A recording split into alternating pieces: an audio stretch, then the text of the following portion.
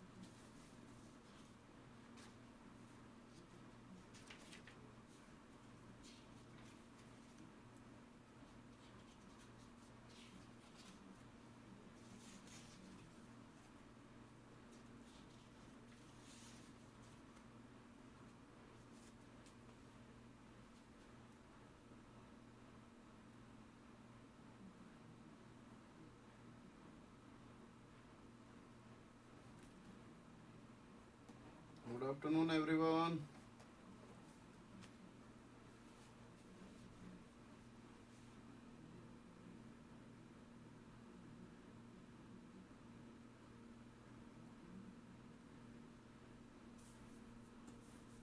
क्या रिपीट करवाना है? सुनीत रंजन जी, क्या रिपीट करवाना है?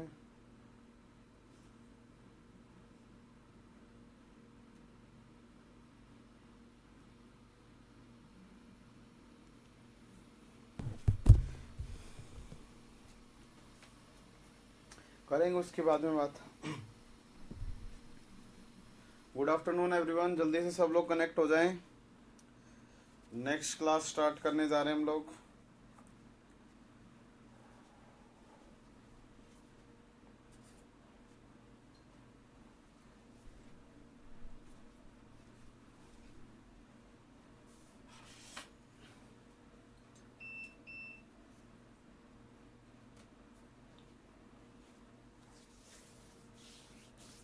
ठीक है, करवाएंगे सुनीत। आइए स्टार्ट करते हैं। हम लोगों ने लास्ट क्लास में बीटा हाइड्राइड एलिमिनेशन रिएक्शन की बात कर रहे थे हम लोग, और बीटा हाइड्राइड एलिमिनेशन रिएक्शन में हम लोगों ने डिस्कशन किया था किसका, कि जो भी आपके पास में कॉम्प्लेक्स रहा होगा उसमें जो मेटल होगी वो मेटल पक्का ही कैसी होनी चाहिए। जो कोई भी मेटल दे रखी है वो मेटल ट्रांजिशन मेटल होनी चाहिए, उसके पास में एक वैकेंट साइट होनी चाहिए। इसके अलावा उसके पास में क्या होना चाहिए, जो भी आपका अरेंजमेंट है मेटल का, अल्फा कार्बन का, बीटा कार्बन का और हाइड्रोजन का, वो सिन पेरिप्लेनर होना चाहिए। और उसके बाद में जो अगली कहानी थी, उसके ऊपर लगे हुए लिगेंड कैसे होने चाहिए, जनरली लेस बल्कि होने चाहिए। अगर ये सारी कंडीशंस अगर नहीं होंगे तो उन कंडीशंस में जब आप ऐसे कंपाउंड को हीट करते हैं तो वो बीटा हाइड्राइड एलिमिनेशन रिएक्शन दिखाता है। बीटा हाइड्राइड एलिमिनेशन रिएक्शन के जो क्वेश्चन आपके पास में आएंगे वो जनरली मैंने आपको 3 एग्जांपल्स करवाए थे। सबसे पहले वो इंसर्शन करवा सकता है, और इंसर्शन करवा के वहां से फिर से वो क्या कर सकता है, डी इंसर्शन। मतलब कोई भी अल्काइल ग्रुप को किसी एल्कीन के ऊपर जोड़ना होगा तो पहले वो उसके ऊपर मतलब कि माइग्रेटरी इंसर्शन रिएक्शंस करवाएगा, और माइग्रेटरी इंसर्शन करवा के फिर वहां से हाइड्रोजन को बाहर निकालेगा। वो हम लोगों ने 3 एग्जांपल्स को डिस्कस किया था। उसके लिए आपको एक बात ध्यान रखनी है कि पूरी की पूरी जो फ्रेगमेंट है वो कैसी होनी चाहिए, सिन पेरीप्लेनर होनी चाहिए। अगर वो सिन पेरीप्लेनर होगी तभी वो हाइड्रोजन बाहर निकलेंगे। इसलिए हमेशा उस फॉर्म को इक्लिस्ड बनाना, और इक्लिस्ड बना के वहां से हाइड्रोजन को और जो भी मेटल क्रॉसपॉन्डिंग दे रखी है उसको हम लोग लीव करवा लेंगे। ठीक है, इतना पार्ट हम लोगों ने देखा था। उसके बाद में हम लोगों ने और इसके अंदर क्या पढ़ा था, इसमें हम लोगों ने जनरली जो बीटा हाइड्राइड एलिमिनेशन रिएक्शंस थी वो कहाँ नहीं होती है उनकी बातें की थी। जनरली पहला तरीका, अगर कभी भी फ्रेमवर्क अगर लीनियर आ जाए तो वहां पे बीटा हाइड्राइड एलिमिनेशन रिएक्शन नहीं होंगी। दूसरा, जब कभी भी बीटा पोजीशन में प्रोटॉन नहीं होंगे तो बीटा हाइड्राइड एलिमिनेशन रिएक्शन नहीं होगी। इसके अलावा मेटल सेंटर के ऊपर अगर हाई क्राउडिंग्स रही होंगी तो उन कंडीशंस में भी बीटा हाइड्राइड एलिमिनेशन रिएक्शन नहीं होंगी। इसके अलावा अगली कंडीशन जो हम लोगों ने डिस्कस की थी वो डिस्कस की थी अबाउट कि अगर मेटल आपके पास में कैसी रही होगी, मेटल नॉन ट्रांजिशन मेटल रही होगी तो उन कंडीशंस में भी बीटा हाइड्राइड एलिमिनेशन रिएक्शन नहीं होगा। ठीक है, तो ये सारी कंडीशनों का आपको क्या करना है, ध्यान रखना है। उसके बेसिस पे ही आपको बीटा हाइड्राइड एलिमिनेशन वाले प्रोडक्ट जनरेट करवा देने हैं। इसके अलावा अगर बात की जाए तो आज हम जो पार्ट पढ़ने जा रहे हैं वो इसी को थोड़ा सा एक्सटेंड करेंगे और उसके बाद में सारी की सारी कहानियां हम लोग डिटेल में डिस्कस करेंगे। अपनी कैटेलिटिक प्रोसेसेस आज का हो जाएंगे, स्टार्ट हो जाएंगी, देन ओएमसी में मेटलोसिन बच जाएगा। ठीक है, और फ्लेक्सोनलिटी। आइए, अगर मैं आपसे पूछता हूं कि अगर आपको कोई भी कॉम्प्लेक्स अगर गिवन है और उस कॉम्प्लेक्स में हीट करने से अगर रिडक्टिव एलिमिनेशन की पॉसिबिलिटी हो तो उन कंडीशंस में फिर आप क्या करेंगे। कहने का मतलब क्या है, जरा बोर्ड पे देखिएगा। मैं आपके सामने एक एग्जांपल लेके चलता हूं, उसके बेसिस पे समझते हैं। अगर रिडक्टिव एलिमिनेशन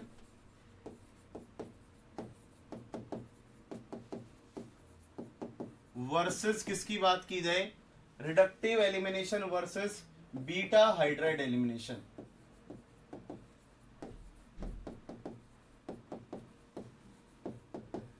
अगर इसकी बात की जाए तो इनमें अपने पास में क्या होगा, जरा उसको देखते हैं।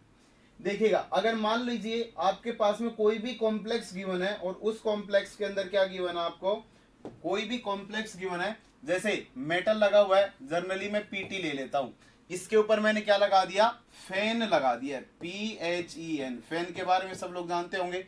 और इसके ऊपर मैंने क्या लगा दिए, दो एथिल ग्रुप लगा दिए, CH3 CH3 CH2 CH3, कुछ इस टाइप का कंपाउंड मैं अगर लेके चलता हूं, ET मैंने दो ग्रुप लगा लिए। तो जब मैं इस कंपाउंड को हीट करता हूं तो हीट करने पे मेरे पास में दो पॉसिबिलिटीज होंगी। पहली पॉसिबिलिटी क्या होगी कि यहां से बीटा हाइड्राइड एलिमिनेशन रिएक्शन हो सकती है, क्योंकि इस पोजीशन के पास में क्या है, हाइड्रोजन है बीटा पोजीशन के ऊपर। और दूसरा, ये दोनों साइमल्टेनियसली अगर यहां से क्या हो जाए, बाहर निकल सकते हैं, तो दूसरी कंडीशन आपके पास में बनेगी कि ये दोनों यहां से रिलीज हो जाएं और क्या बना लें, ब्यूटेन बना लें। तो देखिएगा, रिडक्टिव एलिमिनेशन रिएक्शन जो होती है वो मोस्टली फेवर्ड होती है हायर ऑक्सीडेशन स्टेट के अंदर। कब फेवर्ड होंगी, हायर ऑक्सीडेशन स्टेट अगर मेटल की आ जाए तो उन कंडीशंस में आप क्या करवा देंगे, रिडक्टिव एलिमिनेशन रिएक्शन करवाएंगे।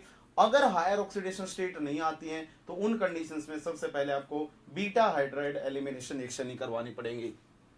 तो देखो, अगर यहां पे बात की जाए तो पीटी कौन सी ऑक्सीडेशन स्टेट में है, +2 ऑक्सीडेशन स्टेट में है।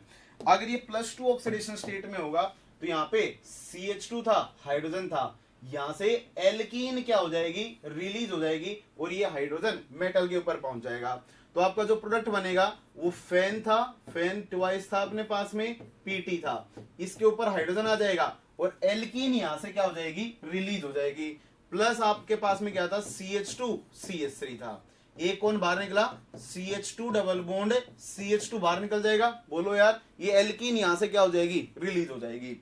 उसके बाद में जब आप इसे फर्दर अगर हीट करते हैं तो यहां से एक ही पॉसिबिलिटी है इसके बाहर निकलने की, क्योंकि देखो हाइड्रोजन आ गया और हाइड्रोजन किसी भी डायरेक्शन से बॉन्ड बना सकता है और किसी भी डायरेक्शन से बॉन्ड ब्रेक कर सकता है, इसलिए इसके लीव करने की जो प्रोबेबिलिटी होगी वो ज्यादा होंगी। तो अगले केस में क्या होगा, जब फेन आएगा, फेन ट्वाइस आएगा, तो यहां से पीटी था प्लस आपके पास में क्या बन जाएगा, CH3 बन जाएगा। तो ये आपके पास में रिजल्टेंट प्रोडक्ट क्या होगा, जनरेट होगा। ये रिजल्टेंट प्रोडक्ट आपके पास में क्या होगा, जनरेट होगा। लेकिन जब कभी भी आपके पास में ऐसे कॉम्प्लेक्सेस आए जहां पर ऐसी कंडीशनें हो तो उन कंडीशंस में आपको सबसे पहले क्या चेक करना है, मेटल की ऑक्सीडेशन स्टेट। अगर मेटल की ऑक्सीडेशन स्टेट जनरली हाई होंगी, मतलब 4 के आसपास रही होंगी, उन केसेस में ऑलवेज बीटा हाइड्राइड कौन सी रिडक्टिव एलिमिनेशन रिएक्शंस क्या होंगी, फेवर्ड होंगी। जरा बोर्ड पे देखिएगा, मान लीजिए कि अगर इसके ऊपर मैं इलेक्ट्रोकेमिकली इसकी क्या कर देता हूं, ऑक्सीडेशन स्टेट बढ़ा देता हूं, मतलब मैं इसके अंदर कोई ऐसा रिएजेंट डालता हूं वो मेटल से इलेक्ट्रॉन खींचना स्टार्ट कर दे, तो जैसे ही मेटल से इलेक्ट्रॉन खींचना स्टार्ट करेगा तो ये कन्वर्ट हो जाएगा फैन का होल ट्वाइस, यहां से CH2CH3 CH2CH3, और मान लीजिए कि मैंने इसको +4 ऑक्सीडेशन स्टेट में क्या कर लिया है, कन्वर्ट कर लिया है। ठीक है, इसके ऊपर मैंने 2 पॉजिटिव चार्ज लगा दिए, कितना, +2। तो देखो 2 तो अनायनिक लिगेंड थे, +2 तो उनकी वजह से था, 2 और आ गया तो टोटल कितना हो गया, 4 चार्ज हो गया है। अगर चार्ज 4 हो जाएगा तो उन कंडीशंस में फिर जब डायरेक्ट रिएक्शन करवाएंगे, जब इसको हीट करेंगे तो यहां से बीटा हाइड्राइड एलिमिनेशन होगी, सॉरी रिडक्टिव एलिमिनेशन रिएक्शन होगी, और आपका प्रोडक्ट जो बनेगा वो C4H10 क्या हो जाएगा, आपको ऑब्जर्व हो जाएगा। तो ये आपको ध्यान रखना है कि अगर ऐसी कंडीशनें बनेगी तो जब लोअर ऑक्सीडेशन स्टेट होंगी तो बीटा हाइड्राइड एलिमिनेशन रिएक्शन होंगी, और जब हायर ऑक्सीडेशन स्टेट होंगी देन वहां पे क्या होगा, आपके पास में रिडक्टिव एलिमिनेशन के केसेस देखे जाएंगे। कितने लोगों को ये बात समझ में आई? मैं कॉम्प्लेक्स लिख रहा हूं, जल्दी से एक बार कुछ करके बताइए, कुछ कॉम्प्लेक्सेस की बात करके बताइएगा क्या प्रोडक्ट बनेगा उनमें। ठीक है, मैं कॉम्प्लेक्स लिख रहा हूं आपके सामने। कॉम्प्लेक्स है आपके पास में PT है, PPH3 है, PPH3 है,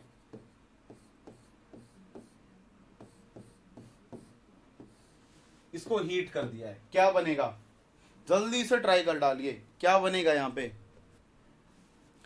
प्रोडक्ट मेजर क्या बनेगा, जल्दी से ट्राई कीजिए एक बार। हाँ देखेंगे उसको, आइसोटॉपिंग लेबलिंग से बस यही है कि जब डी इंसर्शन करेगा ना तो वही तो कहानियां है जैसे कल डी इंसर्शन की बताई थी। अरे जब COCH3 है और जब डी इंसर्शन करेगा तो सिस में तो डी इंसर्शन होंगे, और सिस में डी इंसर्शन होंगे तो 1:2:1 का ही तो प्रोडक्ट बना था। सुनीत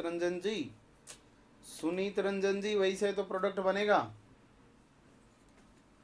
जल्दी से कर डाले भाई, क्विकली।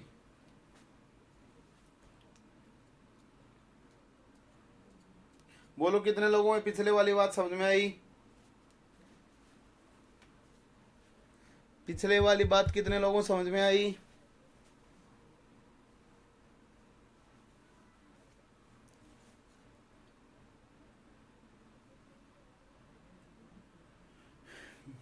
ब्यूटेन बनेगा, और भी तो बनेगा कुछ है, अकेला ब्यूटेन बनेगा क्या? सूर्यांश कश्यप जी, केवल ब्यूटेन बनेगा क्या? सब लोग बताएं भाई क्या बनेगा?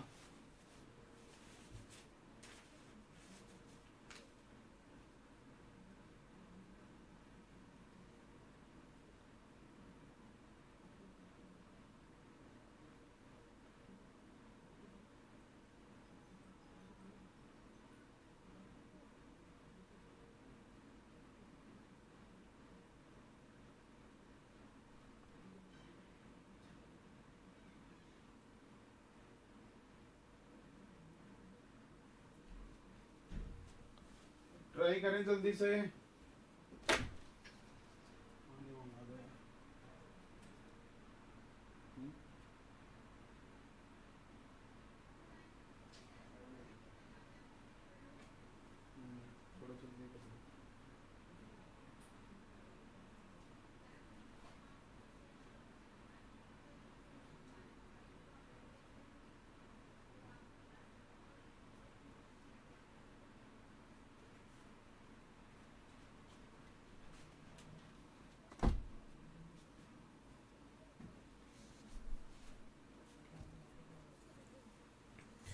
हाँ बिल्कुल, ये सही जवाब है। देखिएगा अभी मेटल किस में दिखाई दे रहा है आपको, लोअर ऑक्सीडेशन स्टेट में दिखाई दे रहा है, और कल हम लोगों ने बात की थी जैसे इसको हम लोग हीट करेंगे, देखो हीट की प्रेजेंस में क्या होगा, जो स्क्वायर प्लेनर कॉम्प्लेक्सेस होते हैं वो जनरली थोड़े से डिसोसिएट हो जाते हैं, मतलब यहाँ से PPH3 लिगेंड टूटेगा, और यहाँ से जब टूटेगा तो कैसा ट्राइगोनल बना लेगा, PPH3 यहाँ से कुछ इस टाइप का कॉम्प्लेक्स बना लेगा, ये लीजिए कुछ इस टाइप का कॉम्प्लेक्स।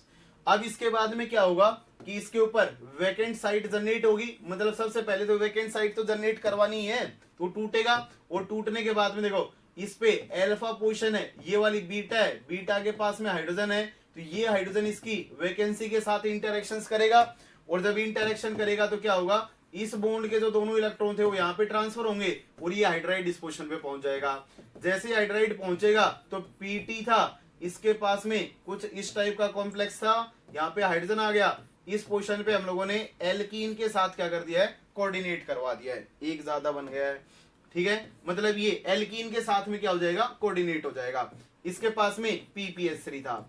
अब देखो यहाँ पे रिडक्टिव एलिमिनेशन होगी, हाइड्रोजन है, दूसरा ये वाला बाहर निकलेगा, और आपके पास में जैसे ही लिगेंड डालेंगे तो जो रिजल्टेंट प्रोडक्ट बनेंगे वो पीटी पीपीएच3 का होल ट्वाइस। तो अगर कभी भी पूछ लेगी पेपर में क्या बनेगा, तो एक तो आपके पास में एल्कीन जनरेट होगी और दूसरा आपके पास में क्या जनरेट होगा, एल्कीन जनरेट होगा। एल्कीन के साथ में एल्कीन क्या हो जाएगा, जनरेट हो जाएगा। बिल्कुल सूर्यांश एंड सुनीत दोनों का सही जवाब है, ठीक है। तो ये प्रोडक्ट आपको क्या होंगे, इस प्रोसेस में आइसोलेट होंगे, ठीक है, बता दोगे। तो इन बातों का पक्का ही ध्यान रखना, जब कभी भी हायर ऑक्सीडेशन स्टेट आएंगी तो वहां पे रिडक्टिव एलिमिनेशन जनरली डोमिनेट करेंगी, वरना हमेशा क्या होगा, अगर लोअर ऑक्सीडेशन स्टेट होंगी तो पहले वहां पे बीटा हाइड्राइड एलिमिनेशन रिएक्शन होंगी, और बीटा हाइड्राइड एलिमिनेशन के बाद में वहां पे क्या होगा, आपके पास में अगली जो रिएक्शन होगी वो रिडक्टिव एलिमिनेशन रिएक्शन होगी, ठीक है। तो जरा इन बातों का ध्यान रखना। ऐसा ही क्वेश्चन नेट ने थोड़े दिन पहले पूछा था रिडक्टिव एलिमिनेशन में, तो सबसे पहले वहां पे बीटा हाइड्राइड एलिमिनेशन रिएक्शन हो रही थी। आइए जरा आगे बढ़ते हैं, अगले केस में अगर डिस्कस करते हैं हम लोग, समझिएगा चीजों को।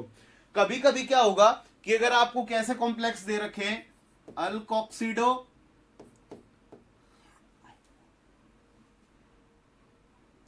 अल्कोक्सिडो कॉम्प्लेक्स दे रखा है, या फिर आपको कैसा दे रखा है, अल्कोक्सामाइड कॉम्प्लेक्स दे रखा है, ठीक है। अगर ऐसा कोई भी कॉम्प्लेक्स अगर आपको गिवन है तो उन कॉम्प्लेक्सेस में क्या होता है, आपके पास में एल्डिहाइड या इमीन क्या होते हैं, जनरेट होते हैं। कहने का मतलब क्या है, जरा बोर्ड पे देखिएगा।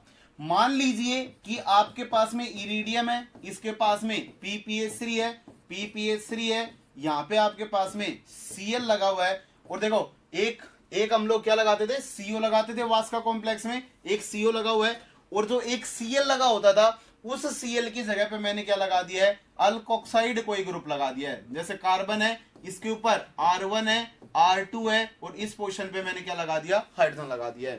तो इन केसेस में होगा क्या, कभी भी अगर ऐसा कॉम्प्लेक्स गिवन हो और उसको अगर क्या कर रखा हो, हीट कर रखा हो, तो हीट की प्रेजेंस में मेटल के रिस्पेक्ट में ये अल्फा पोजीशन होगी और ये वाली बीटा पोजीशन रही होगी।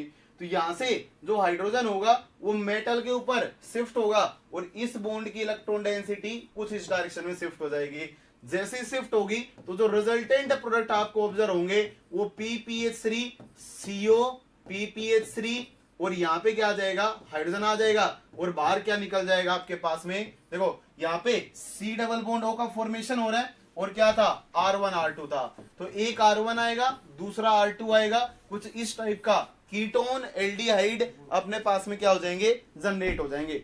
इन बातों का ध्यान रखना कि अगर ये दोनों हाइड्रोजन होंगे तो फिर वो फॉर्मेल्डिहाइड जनरेट होगा। अगर ये दोनों अल्काइल ग्रुप हो सकते हैं, R1 एंड R2 आपके पास में क्या क्या हो सकते हैं, कोई भी अल्काइल ग्रुप हो सकता है, अराइल ग्रुप हो सकता है, या फिर क्या हो सकता है, हाइड्रोजन हो सकता है। तो आपके पास में क्रॉसपोंडिंग एल्डिहाइड या कीटोन क्या हो जाएंगे, जनरेट हो जाएंगे। क्या बात समझ में आई। ऐसे ही आप यहाँ पे नाइट्रोजन का कोई भी डेरिवेटिव लेके चल पड़ना। जैसे अगर मैं यहाँ पे बात करता हूं कि सेम कॉम्प्लेक्स ले लेता हूं मैं इरिडियम का, इसके ऊपर PPH3 लगा हुआ है, PPH3 लगा हुआ है, यहाँ पे CO लगा हुआ है, और यहाँ पे क्या लगा हुआ है, NH, और इसके ऊपर NH2 मान लेते हैं, इसके ऊपर हाइड्रोजन है, यहाँ पे मान लीजिए R ग्रुप है, और यहाँ पे कोई R2 ग्रुप है, ठीक है। तो फिर से क्या होंगे, NH2 नहीं NH ही आएगा, नाइट्रोजन 3 ही बॉन्ड बना सकता है, ठीक है। तो NH आएगा कुछ इस टाइप से। जैसे ही इस वाले कॉम्प्लेक्स को हम लोग क्या करेंगे, हीट करेंगे, तो ये किसका है, अमीडो कॉम्प्लेक्स दिखाई दे रहा है। तो यहां से हाइड्रोजन फिर से मेटल के ऊपर ट्रांसफर होगा, इस बॉन्ड की इलेक्ट्रॉन डेंसिटी इस तरफ ट्रांसफर होगी, और जैसे ही ट्रांसफर होगी तो इरिडियम PPH3 यहाँ पे CO लगा हुआ था, और यहाँ पे क्या आ जाएगा, आपके पास में हाइड्रोजन आ जाएगा। तो याद रखना, कभी ऐसा मत सोच लेना कि इन कॉम्प्लेक्सेस में रिएक्शन नहीं होगी। अगर आपको अल्काइल ग्रुप नहीं दे रखे हैं तो उन कंडीशंस में आपको अल्कोक्सिडो या फिर अमीडो ग्रुप्स को क्या करना पड़ेगा, चेक करना पड़ेगा। ठीक है, तो यहां से आपके पास में बन जाएगा NH डबल बॉन्ड, इसके ऊपर एक R था और दूसरा क्या था, R2 था। कुछ इस टाइप का प्रोडक्ट आपके पास में जनरेट हो जाएगा। बताएं कितने लोगों को ये बात समझ में आई। मैं कुछ क्वेश्चन लिख रहा हूं, जल्दी से आप अटेम्प्ट करके बता दें। इसके बाद ये beta hydride elimination reaction over हो जाएगी।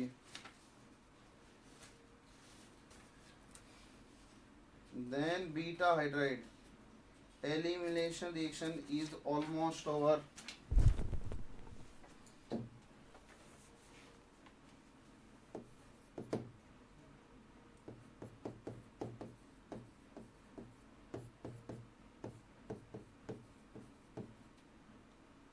स्क्वायर प्लेनर में डिसोसिएट कर भी सकते हैं और बिना डिसोसिएट भी, क्योंकि वहां पे इतनी हिंड्रेंस सफिशिएंट होती है अपने पास में कि group beta hydride elimination reactions हो जाएंगी।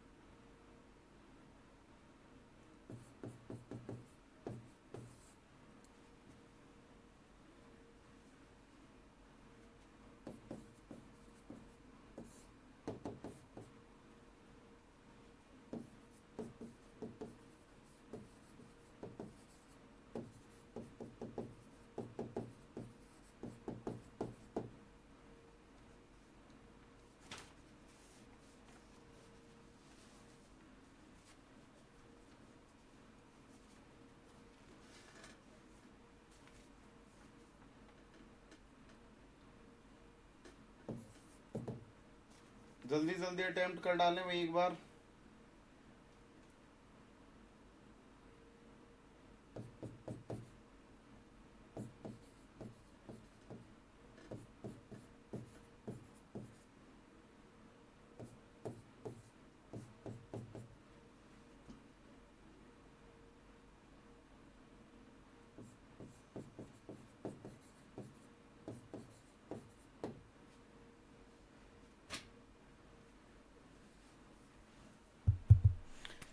जल्दी से अटेम्प्ट करें, क्या बनेगा।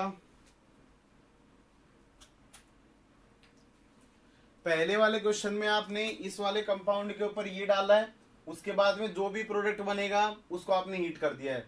दूसरे केस में आपने ये डाला है, फिर से हीट करेंगे तो रिएक्शन तो ऊपर वाले जैसी होगी, लेकिन उसमें क्या बताना आपको कि यहाँ पे जो R डैश ग्रुप है, इस R डैश ग्रुप अगर H रहा हो, OMe रहा हो, CF3 रहा हो, तो तीनों में से रेट किसकी ज्यादा होंगी, बीटा हाइड्राइड एलिमिनेशन की।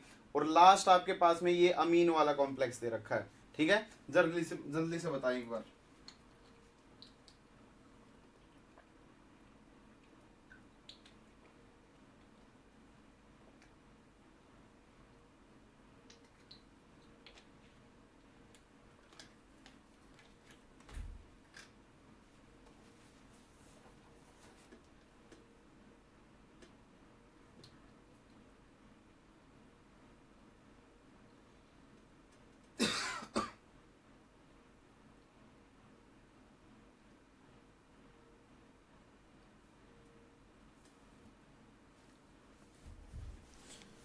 दो एक तीन, बिल्कुल सही जवाब।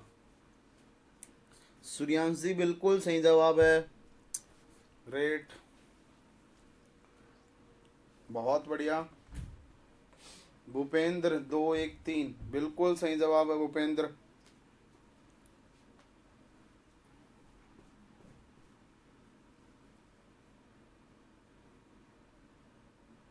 पैरा पे हैं। पैरा पोजीशन पे है, पैरा पे लगा हुआ है भाई, ये पैरा पे लगा हुआ है ये सुनीत रंजन दास जी। वैसे उसके लगने से कोई फर्क नहीं पड़ेगा ज्यादा, कहीं से लगाओ चाहे, कोई ज्यादा डिफरेंस नहीं आएगा। देखिएगा मैं समझाता हूं आपको, सारी बातें बना लिया होगा सब लोगों ने प्रोडक्ट। सबसे पहले हुआ क्या कि इन कंडीशंस में अगर आपको कोई भी ऐसा कॉम्प्लेक्स गिवन है तो यहाँ पे ये देखो, जो ऑक्सीजन है अपने पास में, ये वाला ऑक्सीजन इस Cl को क्या कर देगा, रिप्लेस कर देगा जब हम लोग हीट करेंगे, क्योंकि इसका भी इलेक्ट्रॉन काउंट 1 है और इसका भी इलेक्ट्रॉन काउंट कितना है, 1 ही है। तो यहां से ये जो आपका इरिडियम +1 ऑक्सीडेशन स्टेट में है वो कैसा हो जाएगा, चार्ज में कन्वर्ट होगा, यहाँ पे पॉजिटिव आएगा, ये इसके साथ में चिपकने लग जाएगा। तो आपका कॉम्प्लेक्स बनेगा इरिडियम PPH3। कभी भी आयनिक कंपाउंड आए तो उसको आयनिक स्पीसीज से ही रिप्लेस करना, OCH था, R था, R' था, ठीक है। अब देखना, जैसे हम लोग इसको आगे फर्दर क्या होगा कि ये कंपाउंड इतना अनस्टेबल होगा, और इसकी अनस्टेबिलिटी का रीजन क्या होगा, इसकी बीटा पोजीशन के ऊपर प्रोटॉन का प्रेजेंट होना। तो यहां से इस बॉन्ड की इलेक्ट्रॉन डेंसिटी इस तरफ शिफ्ट होगी और ये हाइड्रोजन इसके ऊपर क्या हो जाएगा, शिफ्ट हो जाएगा। जैसे ही शिफ्ट होगा तो इरिडियम PPH3 यहाँ पे CO था और क्या आ जाएगा, मेटल हाइड्राइड बॉन्ड आ जाएगा, प्लस साथ में क्या जनरेट हो जाएगा, C डबल बॉन्ड R और R' जनरेट हो जाएगा। ये तो शायद सब लोगों ने कर लिया होगा, क्योंकि सेम कॉन्सेप्ट पे अभी मैंने क्वेश्चंस आपको पढ़ाए थे। लेकिन जब मैं दूसरे वाले की बात करता हूं तो दूसरे वाले में कुछ इसी टाइप से रिएक्शनें होंगी, और अगर कुछ इसी टाइप से रिएक्शनें होंगी तो इरिडियम था, PPH3 था, बोलो यार, CO था, और इस पोर्शन के ऊपर ऑक्सीजन था। यहाँ पे देखें, एक क्या लगा हुआ है, इसके ऊपर हाइड्रोजन लगा हुआ है जो बाहर निकलना है, दूसरा इसके ऊपर एक अल्काइल ग्रुप लगा हुआ है, और जो थर्ड ग्रुप है आपके पास में वो अराइल ग्रुप है, और यहाँ पे R' है। ये R' देखो, यहाँ पे जो R' जितना ज्यादा इलेक्ट्रॉन रिच होगा वो उतनी ज्यादा इलेक्ट्रॉन डेंसिटी रिंग की तरफ फेंकेगा, और जो रिंग की तरफ ज्यादा इलेक्ट्रॉन डेंसिटी फेंकेगा तो फिर इसके अंदर क्या आ जाएगी, इलेक्ट्रॉन्स की रिचनेस आ जाएगी। जैसे ये सेंटर इलेक्ट्रॉन रिच बनेगा तो वैसे ही क्या होगा, यहाँ पे हाइड्राइड जितना ज्यादा, मतलब जितना ज्यादा कम एसिडिक होगा उतना ही अच्छा इंटरेक्शन करेगा, क्योंकि देखो इस कार्बन के ऊपर इलेक्ट्रॉन डेंसिटी ज्यादा पहुंचेगी, मतलब सोचा जाए, लॉजिकली सोचा जाए, अगर ज्यादा पहुंचेगी तो फिर इस बॉन्ड की इलेक्ट्रॉन डेंसिटी इस तरफ ना शिफ्ट होगी, थोड़ी सी हाइड्रोजन की तरफ ज्यादा शिफ्ट होगी, और जब हाइड्रोजन की तरफ ज्यादा शिफ्ट होगी तो फिर वो मेटल के साथ बेहतरीन इंटरेक्शंस दिखा पाएगा, और जब मेटल के साथ अच्छे इंटरेक्शंस दिखाएगा तो यहां से उसका रिमूवल क्या बन जाएगा, फास्ट बन जाएगा। इसलिए जो रेट होती है वो OMe के केस में सबसे ज्यादा देखी गई है, क्योंकि वो इलेक्ट्रॉन डोनेटिंग सब्सटेंट है। फिर किसके केस में, फर्स्ट के केस में, और लीस्ट होंगे किसके केस में, थर्ड के केस में। जितना अच्छा इलेक्ट्रॉन डोनेटिंग सब्सटेंट लगा होगा, रेट बीटा हाइड्राइड एलिमिनेशन की उतनी ही ज्यादा होंगी जब वो बीटा कार्बन के ऊपर वो ग्रुप क्या होगा, प्रेजेंट होगा, अराइल ग्रुप जब प्रेजेंट होगा। क्या इतनी बात समझ में आई? तो रेट का ऑर्डर कुछ इस टाइप से आएगा। लास्ट वाले क्वेश्चन को आप अच्छे से जानते ही हैं, ये लीजिए अल्फा है और यहाँ पे CH कर लें, एक हाइड्रोजन यहाँ पे कर लें, बस इसको क्या कर देंगे, डिसोसिएट, बोलो यार, ये इलेक्ट्रॉन लेके इसके ऊपर पहुंच जाएगा, तो इसमें क्या जनरेट हो जाएगी, इमीन जनरेट हो जाएगी। शायद सब लोगों ने ये प्रोडक्ट बना लिया होगा, क्या सब लोगों ने ऐसा ही कुछ किया था, बता दो यार। यहाँ से इमीन जनरेट करवा ली होगी, इमीन जनरेट करवा ली होगी, बोलो यार, क्या कहानियां समझ में आई? क्या आगे चले? Beta hydride elimination reactions over हुई। आपको बीटा हाइड्राइड एलिमिनेशन रिएक्शन में बस इतना ही पढ़ना था, ठीक है, जल्दी से बता दीजिए, और जहां जहां पे भी इनका यूज आएगा वो हम लोग आगे देखते रहेंगे। ठीक है भूपेंद्र, ओके। और बोले भाई, चले, और सब जिंदा हो, खैरियत से हो?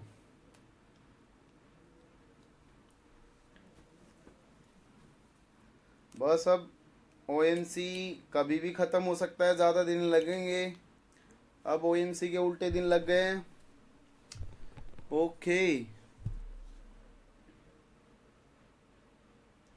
हाँ ये एक्स्ट्रा ही थी, ये कौन बताता है भूपेंद्र, ये एक्स्ट्रा ही थी, कौन बताता है ये। आइए चलते हैं, देखिएगा आगे बढ़ देते हैं भाई। अगली कहानियां जो है अपने पास में वो एल्फा एलिमिनेशन की है, बोर्ड पे देखिएगा एल्फा एलिमिनेशन। अगर मैं एल्फा एलिमिनेशन की बात करता हूं तो एल्फा एलिमिनेशन हम लोगों ने कहां पे देखा था, जब हम लोग स्ट्रोक कार्बीन पढ़ रहे थे। एल्फा एलिमिनेशन जहां पे भी होंगे ना वो जनरली स्ट्रोक कार्बीन ही क्या करते हैं, जनरेट करते हैं। तो जरा बोर्ड पे देखिएगा कि कब अपने पास में एल्फा एलिमिनेशंस ऑब्जर्व किए जाते हैं। देखिएगा, मान लीजिए मेटल है, इस मेटल के ऊपर कुछ लिगेंड्स लगे हुए हैं, इसके बगल में कोई अल्काइल ग्रुप लगा हुआ है, जैसे मैं क्या मान लेता हूं कि वो CH3 है, तो इसके पास में कोई दूसरी पॉसिबिलिटी होगी नहीं केवल रिडक्टिव एलिमिनेशन करने के अलावा। ठीक है, अब यहां पे हम लोग क्या बोलेंगे, बीटा हाइड्रोजन है नहीं, गामा हाइड्रोजन है नहीं, तो इसमें क्या नहीं हो सकते, बीटा हाइड्राइड और गामा एलिमिनेशन से नहीं पॉसिबल होंगे। तो इन कंडीशंस में आपसे ये बोला जाएगा, देख आपको दिया जाएगा जो कॉम्प्लेक्स, उसमें जो मेटल होगा वो मेटल जनरली किस में रहा होगा, हायर ऑक्सीडेशन स्टेट में रहा होगा। किस में होगा, हायर ऑक्सीडेशन स्टेट में होगा। लेकिन वो higher oxidation state never maximum, वो कभी भी मैक्सिमम नहीं होंगे। क्यों नहीं होंगी, क्योंकि जब मैंने एलिमिनेशन स्टार्ट किया था तो उसमें मैंने एल्फा एलिमिनेशन और जब बीटा एलिमिनेशन की बात की थी, तो वो जो एलिमिनेशन होते हैं उनको मैंने oxidative intramolecular oxidative addition reaction का नाम दिया था।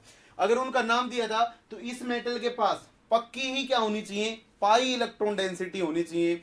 इसलिए हम लोग ये बोलेंगे कि हायर ऑक्सीडेशन स्टेट तो होनी चाहिए लेकिन वो मैक्सिमम नहीं होनी चाहिए। वो कैसे नहीं होनी चाहिए, मैक्सिमम नहीं होनी चाहिए। तो जर्नली यहां पे बोला जाएगा कि मेटल का कॉन्फ़िगरेशन D0 या D1 नहीं होना चाहिए, उसके पास में एटलीस्ट कितने इलेक्ट्रॉन होने चाहिए, 2 इलेक्ट्रॉन्स D में होने ही चाहिए, तभी वो क्या करेगा, beta hydride elimination sorry alpha elimination से रिएक्शंस दिखाएगा। ठीक है, जरा बोर्ड पे देखिएगा। अगर मैं पहली कंडीशन ये वाली होगी, मैक्सिमम नहीं होनी चाहिए। दूसरी क्या होगी आपके पास में कि जो कोई भी कॉम्प्लेक्स दिया होगा उसमें जब हम लोग बीटा हाइड्राइड एलिमिनेशन रिएक्शन करवाएंगे तो वो हमेशा श्रोक कार्बीन्स को क्या करेगा, जनरेट करेगा। किसको जनरेट करेगा, श्रोक कार्बीन्स क्या होंगी वहां पे जनरेट होंगी। एग्जांपल ले लेते हैं, देखिएगा, मान लीजिए कि आपके पास में MO था, मोलिब्डेनम था, इसके ऊपर Cp लगा हुआ है, Cp लगा हुआ है, एक CH3 लगा हुआ है और यहाँ पे क्या लगा हुआ है, CH3 लगा हुआ है। कुछ इस टाइप का कंपाउंड आपको गिवन है, आपको पेपर में गिवन है। ठीक है, इसमें क्या है, आपके पास में जो MO की ऑक्सीडेशन स्टेट दिखाई दे रही होगी वो कितनी दिखाई दे रही है, +4 ऑक्सीडेशन स्टेट आपको दिखाई दे रही होगी। कैसी, एग्जैक्ट कंपाउंड दे लेता हूं मैं। ठीक है, 1 मिनट रुकिएगा, क्या यही कंपाउंड था, क्योंकि फिर सारी कहानियां क्लियर हो जाएंगी। PPS3 था भाई। ठीक है, क्या था, PPS3 था यहाँ पर।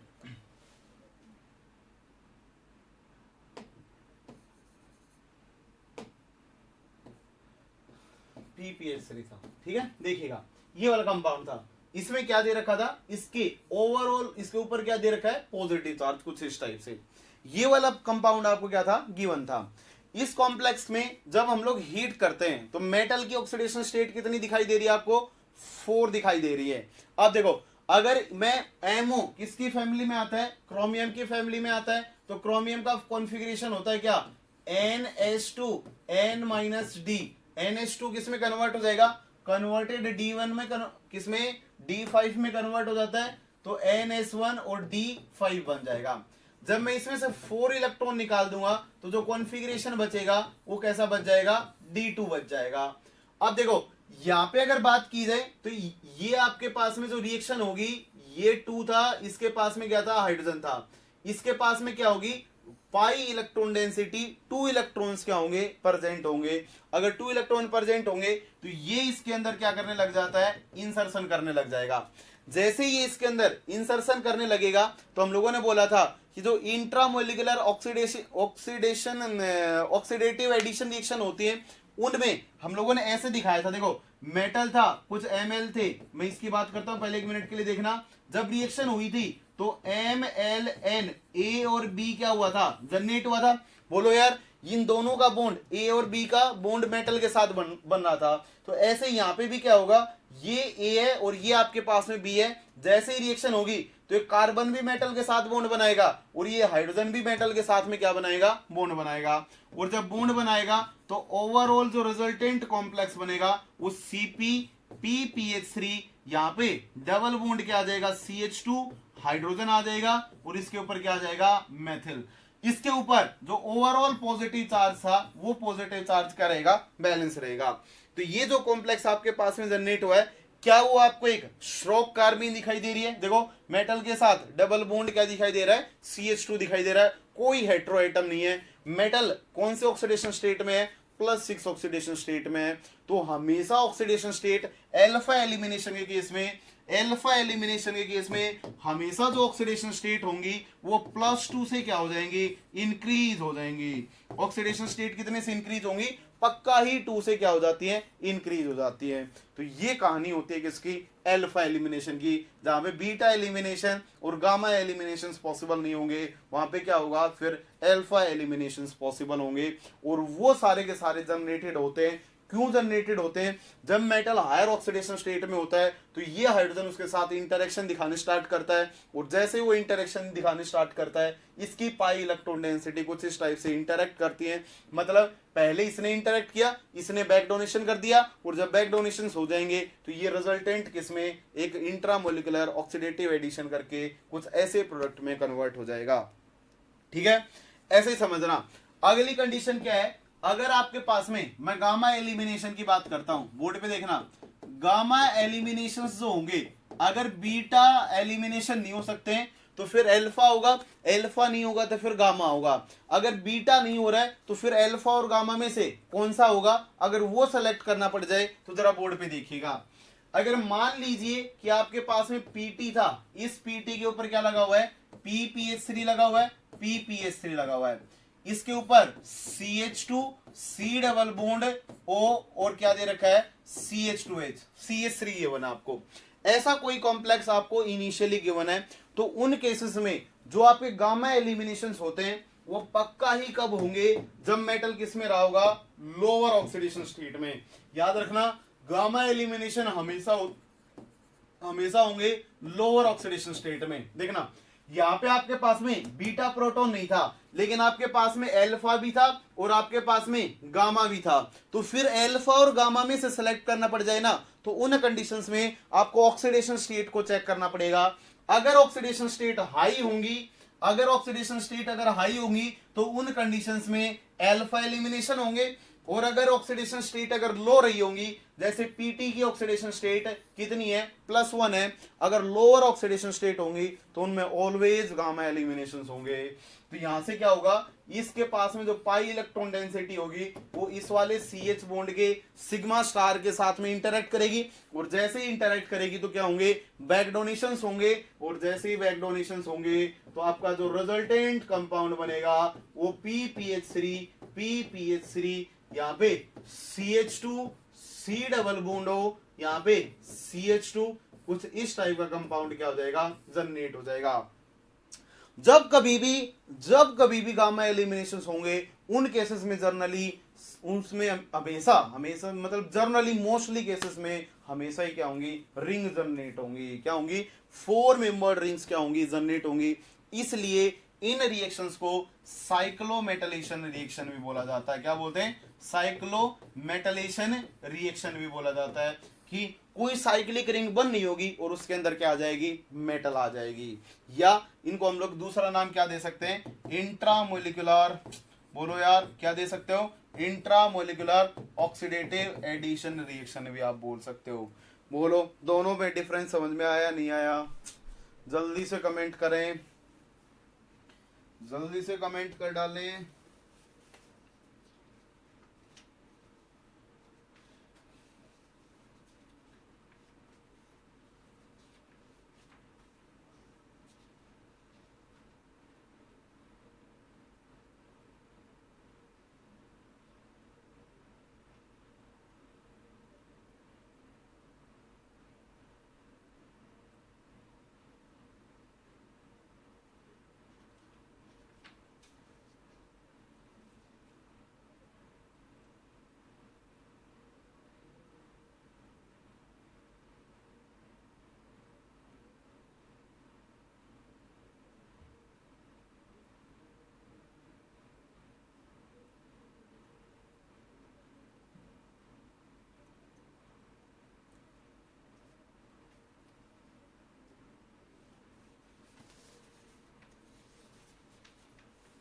एक क्वेश्चन करके बता देंगे।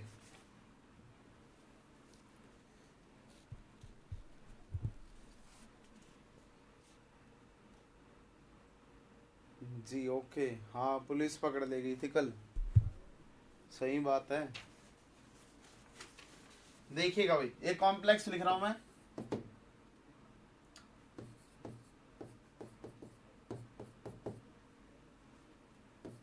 NHR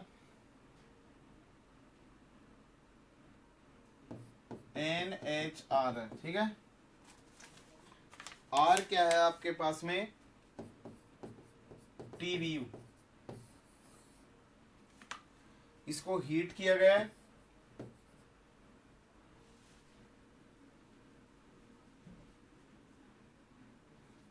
और हीट करने के बाद A बना है, उसके ऊपर ट्रिपल बॉन्ड PH और Me डाला गया है, 2+2 साइक्लो एडिशन।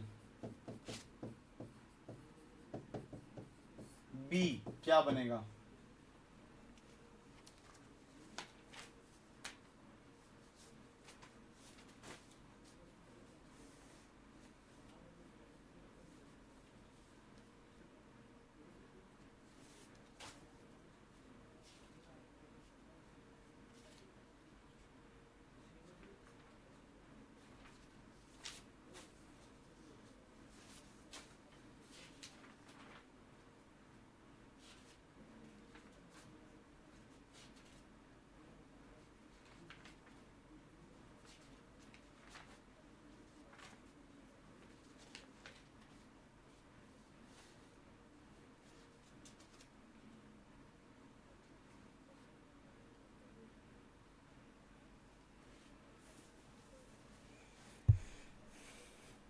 जल्दी से बता देंगे।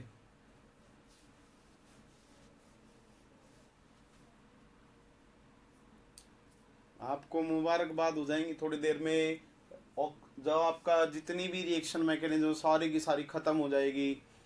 कोई भी क्वेश्चन आप जर्नली अटेम्प्ट करने की हालातों में होंगे। ओएमसी की रिएक्शन मैकेनिज्म के मोस्टली कॉन्सेप्ट्स मैंने कवर कर दिए हैं, जितने मैक्सिमम हो सकते थे सारे मैंने कवर कर दिए, ठीक है। बस थोड़ा सा लॉजिकल दिमाग लगाना और अटेम्प्ट करना चीज़ों को। मैक्सिमम चीज़ें मैंने आपको करवा दी हैं, रेट से लेके सारे एक्सप्रेशंस करवा दिए हैं, सारी चीज़ें बता दी हैं दुनिया की, ठीक है। मेटाथेसिस लाइक होगा क्या, पहले तो रिएक्शन करवाएं उसके बाद मेटाथेसिस है वो।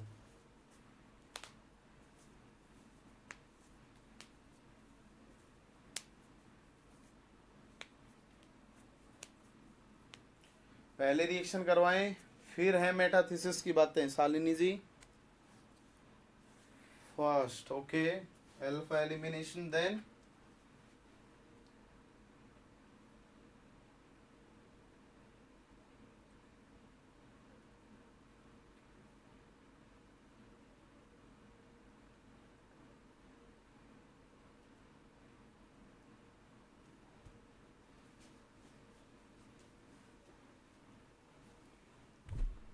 फर्स्ट अल्फा एलिमिनेशन, देन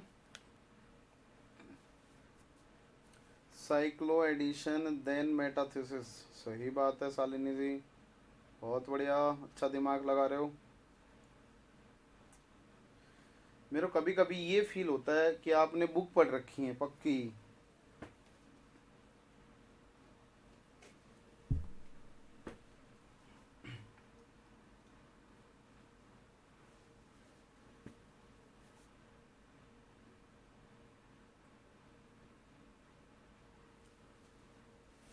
देखिएगा भाई, ठीक है, बोर्ड पे देखिएगा। अगर इस क्वेश्चन में बात की जाए तो सबसे इसके पास में यहाँ पे जब हम लोग इसको हीट करेंगे तो जो अपना कॉम्प्लेक्स है वो कॉम्प्लेक्स कैसा है, हिंडर्ड है। कैसा है, हिंडर्ड है। इसके ऊपर सीपी लगा हुआ है, इसके ऊपर सीपी लगा हुआ है, बड़े बड़े ग्रुप लगे हैं। मैंने बोला था ये अप्रोक्सीमेटली 90% एरिया को क्या कर देगा, कवर कर लेगा, ठीक है, ठीक है। हाँ इसने ठीक है, देखना ये मोस्टली वॉल्यूम को क्या कर लेता है, कवर कर लेता है अप्रोक्सीमेटली 90%। अगर 90% वॉल्यूम को ये कवर कर लेगा तो फिर इस आर के जो हाइड्रोजन्स होंगे आर जो अपने पास में TBU है, बोलो यार कैसा है, तो अगर ये TBU होगा तो इसके पास में बीटा प्रोटॉन नहीं होगा, फिर गामा प्रोटॉन होगा। अगर इसके पास में गामा प्रोटॉन होंगे तो फिर वो गामा प्रोटॉन का भी मेटल को अप्रोच नहीं कर सकते। अगर वो मेटल को अप्रोच नहीं कर पाएंगे, और देखो दूसरी कंडीशन क्या है इसमें, जिरकोनियम की ऑक्सीडेशन स्टेट कितनी होगी, +4 होगी, तो इसके पास में डी इलेक्ट्रॉन्स भी नहीं होंगे। इसलिए जब हम लोग इस कॉम्प्लेक्स को हीट करते हैं तो जो रिजल्टेंट प्रोडक्ट दिखाई देता है वो प्रोडक्ट हमें किसकी तरह दिखाई देता है, एल्फा एलिमिनेशन की तरह दिखाई देता है। मतलब कहने का मतलब क्या है कि ये फिनोमिना इतना ज्यादा कंसर्टेड होता है कि जो रिजल्टेंट प्रोडक्ट यहाँ पे दिखाई देंगे वो एल्फा एलिमिनेशन की तरह ऑब्जर्व होंगे, क्योंकि इसका कॉन्फ़िगरेशन कैसा है, D0 है, और D0 कॉन्फ़िगरेशन में generally alpha elimination, intramolecular oxidative addition reactions नहीं देखी जाती हैं। इसलिए ये वाला जो अनायनिक लिगेंड होता है, ये अनायनिक NHR, ये वाला अनायनिक लिगेंड इस प्रोटॉन को पकड़ रहा होता है, और जब इस वाले प्रोटॉन को पकड़ेगा तो ये इलेक्ट्रॉन डेंसिटी कुछ इस डायरेक्शन में शिफ्ट हो जाएगी। तो ये फिनोमिना जो होता है वो कंसर्टेड होता है, ठीक है, बहुत फास्ट होता है, और फास्ट होगा तो जिरकोनियम CP और जो प्रोडक्ट बनेगा वो प्रोडक्ट दिखाई देगा नाइट्रोजन था, और इसके ऊपर क्या आ जाएगा, R ग्रुप। आपको जो रिजल्टेंट प्रोडक्ट दिखाई देगा वो एल्फा एलिमिनेशन का दिखाई देगा, क्योंकि यहाँ पे जो डेरिवेटिव जनरेट होगा वो डेरिवेटिव किसका डेरिवेटिव की तरह ही है, ये डेरिवेटिव स्ट्रोक कार्बिन की तरह। अगर यहाँ पे क्या होता, CH होता, यहाँ पे अगर क्या होता, CH होता, तो कुछ इस टाइप का प्रोडक्ट आएगा। अब आपको क्या दे रखी है, अल्काइन दे रखी है, और आप लोगों को मैंने बताया था कि जो जो स्ट्रोक कार्बिन होती है उन मेटल के पास हाई क्या होती है, डेफिशिएंसी होती है, और जो उसके बगल वाला सेंटर होता है उसके पास हाई इलेक्ट्रॉन डेंसिटीज होती हैं कि वो खींच लेगा, और ये वाला सेंटर न्यूक्लियोफाइल की तरह काम करेगा, ये वाला इलेक्ट्रोफाइल की तरह काम करेगा। बोलो यार, यहां से आप क्या करेंगे, ट्रिपल बॉन्ड क्या कर देंगे, ट्रिपल बॉन्ड।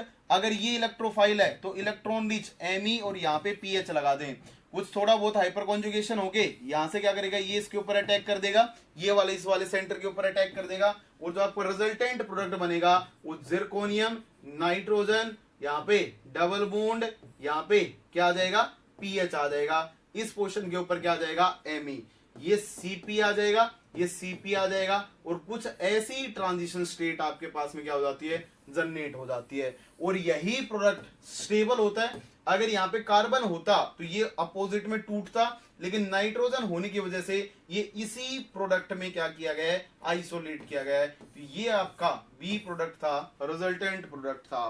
कितने लोगों को ये कहानियां समझ में आई? देखो इसलिए हुआ यहाँ पे क्योंकि यहाँ पे मेटल की ऑक्सीडेशन स्टेट हाई है, गामा प्रोटॉन अप्रोच नहीं कर सकता है, तो पॉसिबिलिटी बची कि हिंड्रेंस ज्यादा थी। बोलो यार, TBU जैसे लोग लगे हुए, हिंड्रेंस ज्यादा होगी तो यहाँ पे सारे के सारे ग्रुप रह नहीं पाएंगे। इसलिए ये हाइड्रोजन मेटल के साथ में थोड़े बहुत इलेक्ट्रोस्टैटिक इंटरेक्शंस कर रहा होगा, जिससे इसकी लिविंग होने की, बाहर निकलने की टेंडेंसी बढ़ जाती है, और ये नेगेटिव इतना सफिशिएंट होता है उसको पकड़ के बाहर निकल जाएगा, और जैसे ही बाहर निकलेगा आपको एल्फा एलिमिनेशन होता हुआ दिखाई देगा, कुछ इस टाइप का। और जैसे ही एल्फा एलिमिनेशन होता हुआ दिखाई देगा, आगे फिर से 2+2 साइक्लो एडिशन रिएक्शंस हो जाएंगी। क्या हो जाएंगी? 2+2 साइक्लो एडिशन रिएक्शन हो जाएंगी। तो ये आपके पास में क्या थी, पूरी की पूरी एलिमिनेशन थी। कितने लोगों को समझ में आई? कितने लोगों को ये बात समझ में आई? अगर यहाँ पे डबल बॉन्ड होता देन वो टूट के नई इमीन में कन्वर्ट हो जाता। ट्रिपल बॉन्ड होने की वजह से वो इस वाले प्रोडक्ट के अंदर क्या हुआ था, आइसोलेट हुआ था। ठीक है, बुकों में यही प्रोडक्ट मेंशन कर रखा भाई, इससे आगे वो नहीं टूटा है। तो यही आपको बना के आना है अगर पेपर में आता है। बोलो यार, कितने लोग समझ में आया? ठीक है, एक क्वेश्चन और दे रहा हूं, वो क्वेश्चन और बता दे, देन ये वाला पार्ट अपना ओवर हो जाएगा, फिर हम लोग कैटालिसिस स्टार्ट कर लेंगे। क्वेश्चन है आपके पास में, पीटी है, इसके ऊपर पीपीएच3 है, पीपीएच3 है। एक क्वेश्चन तो बता दो यार, ये लो, ये रहा, इसको मैंने हीट कर दिया है, प्रोडक्ट क्या बनेगा? पूछेगा प्रोडक्ट क्या बनेगा?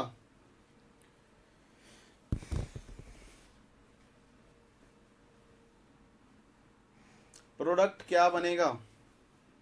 कुछ चीजें एक दो ऐसी हैं जो आपको थोड़ी सी ट्रिकी लग सकती हैं, वरना बिल्कुल सही सीधा सपाट चल रहा है, इसमें कुछ नहीं है।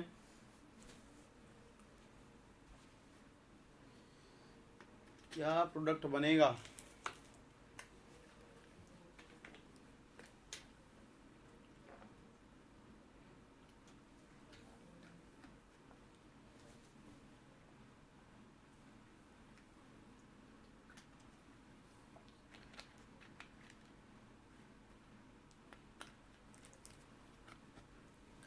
अब पक्का ही अपनी सेफ्टी का ध्यान रखना भाई। अब बहुत ज्यादा बढ़ने वाला है कोरोना, तो अपनी सेफ्टी का पक्का ध्यान रखना। फिलहाल इस टाइम पे जरूर ध्यान रखें। कल दिल्ली में अप्रोक्सीमेटली 1000 केसेस आए हैं, तो पक्का ही अपने एरिया में हर चीज को सैनिटाइज वगैरह करके पूरा ध्यान रखें। अब पूरा कवर रखें, नहाएं कम से कम 2 बार दिन में अगर आप बाहर जाते हैं तो। फिलहाल सतर्क होना जरूरी है।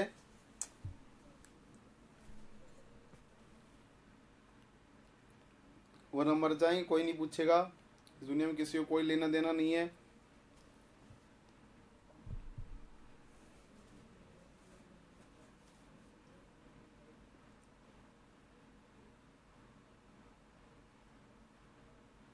जल्दी से ट्राई करके बताएं क्या प्रोडक्ट मिलेगा।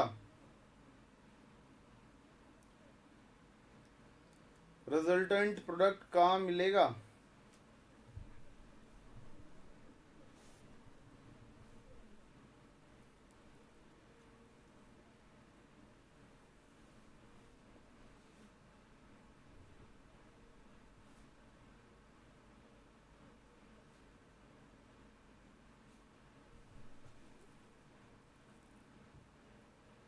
हो नहीं सकता है शालिनी, होगा।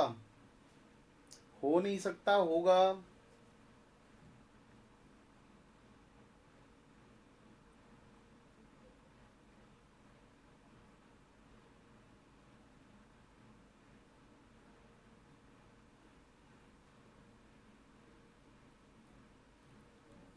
ब्यूटाडाइन नहीं, नहीं, नहीं।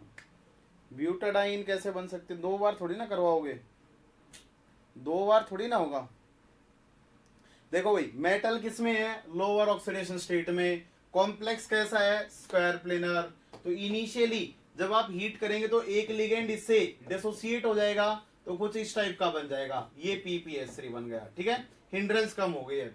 अब देखो, ये इसकी अल्फा पोर्शन थी, ये इसकी बीटा पोर्शन थी। बीटा पोर्शन के पास में क्या होगा? हाइड्रोजन होगा।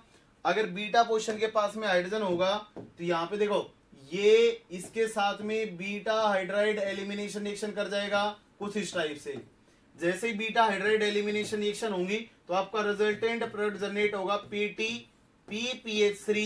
एक यहाँ पे हाइड्रोजन आ जाएगा, कुछ इस टाइप से एल्कीन क्या हो जाएगी? रिलीज हो जाएगी।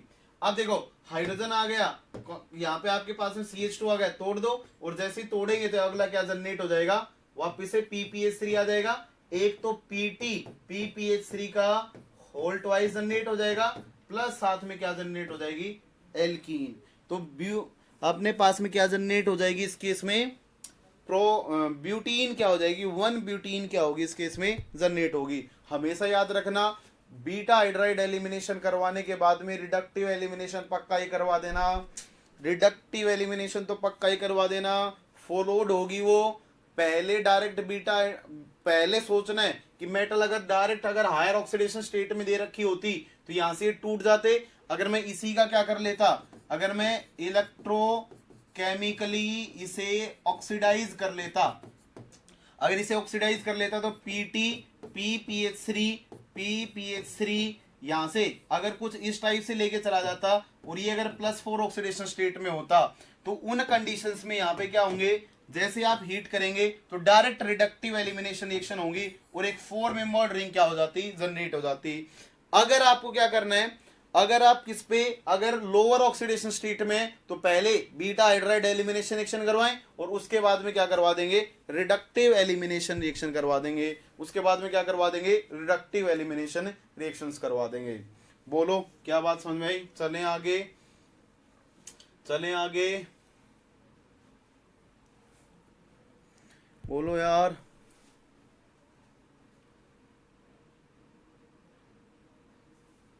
बोल तो दो, बोलो।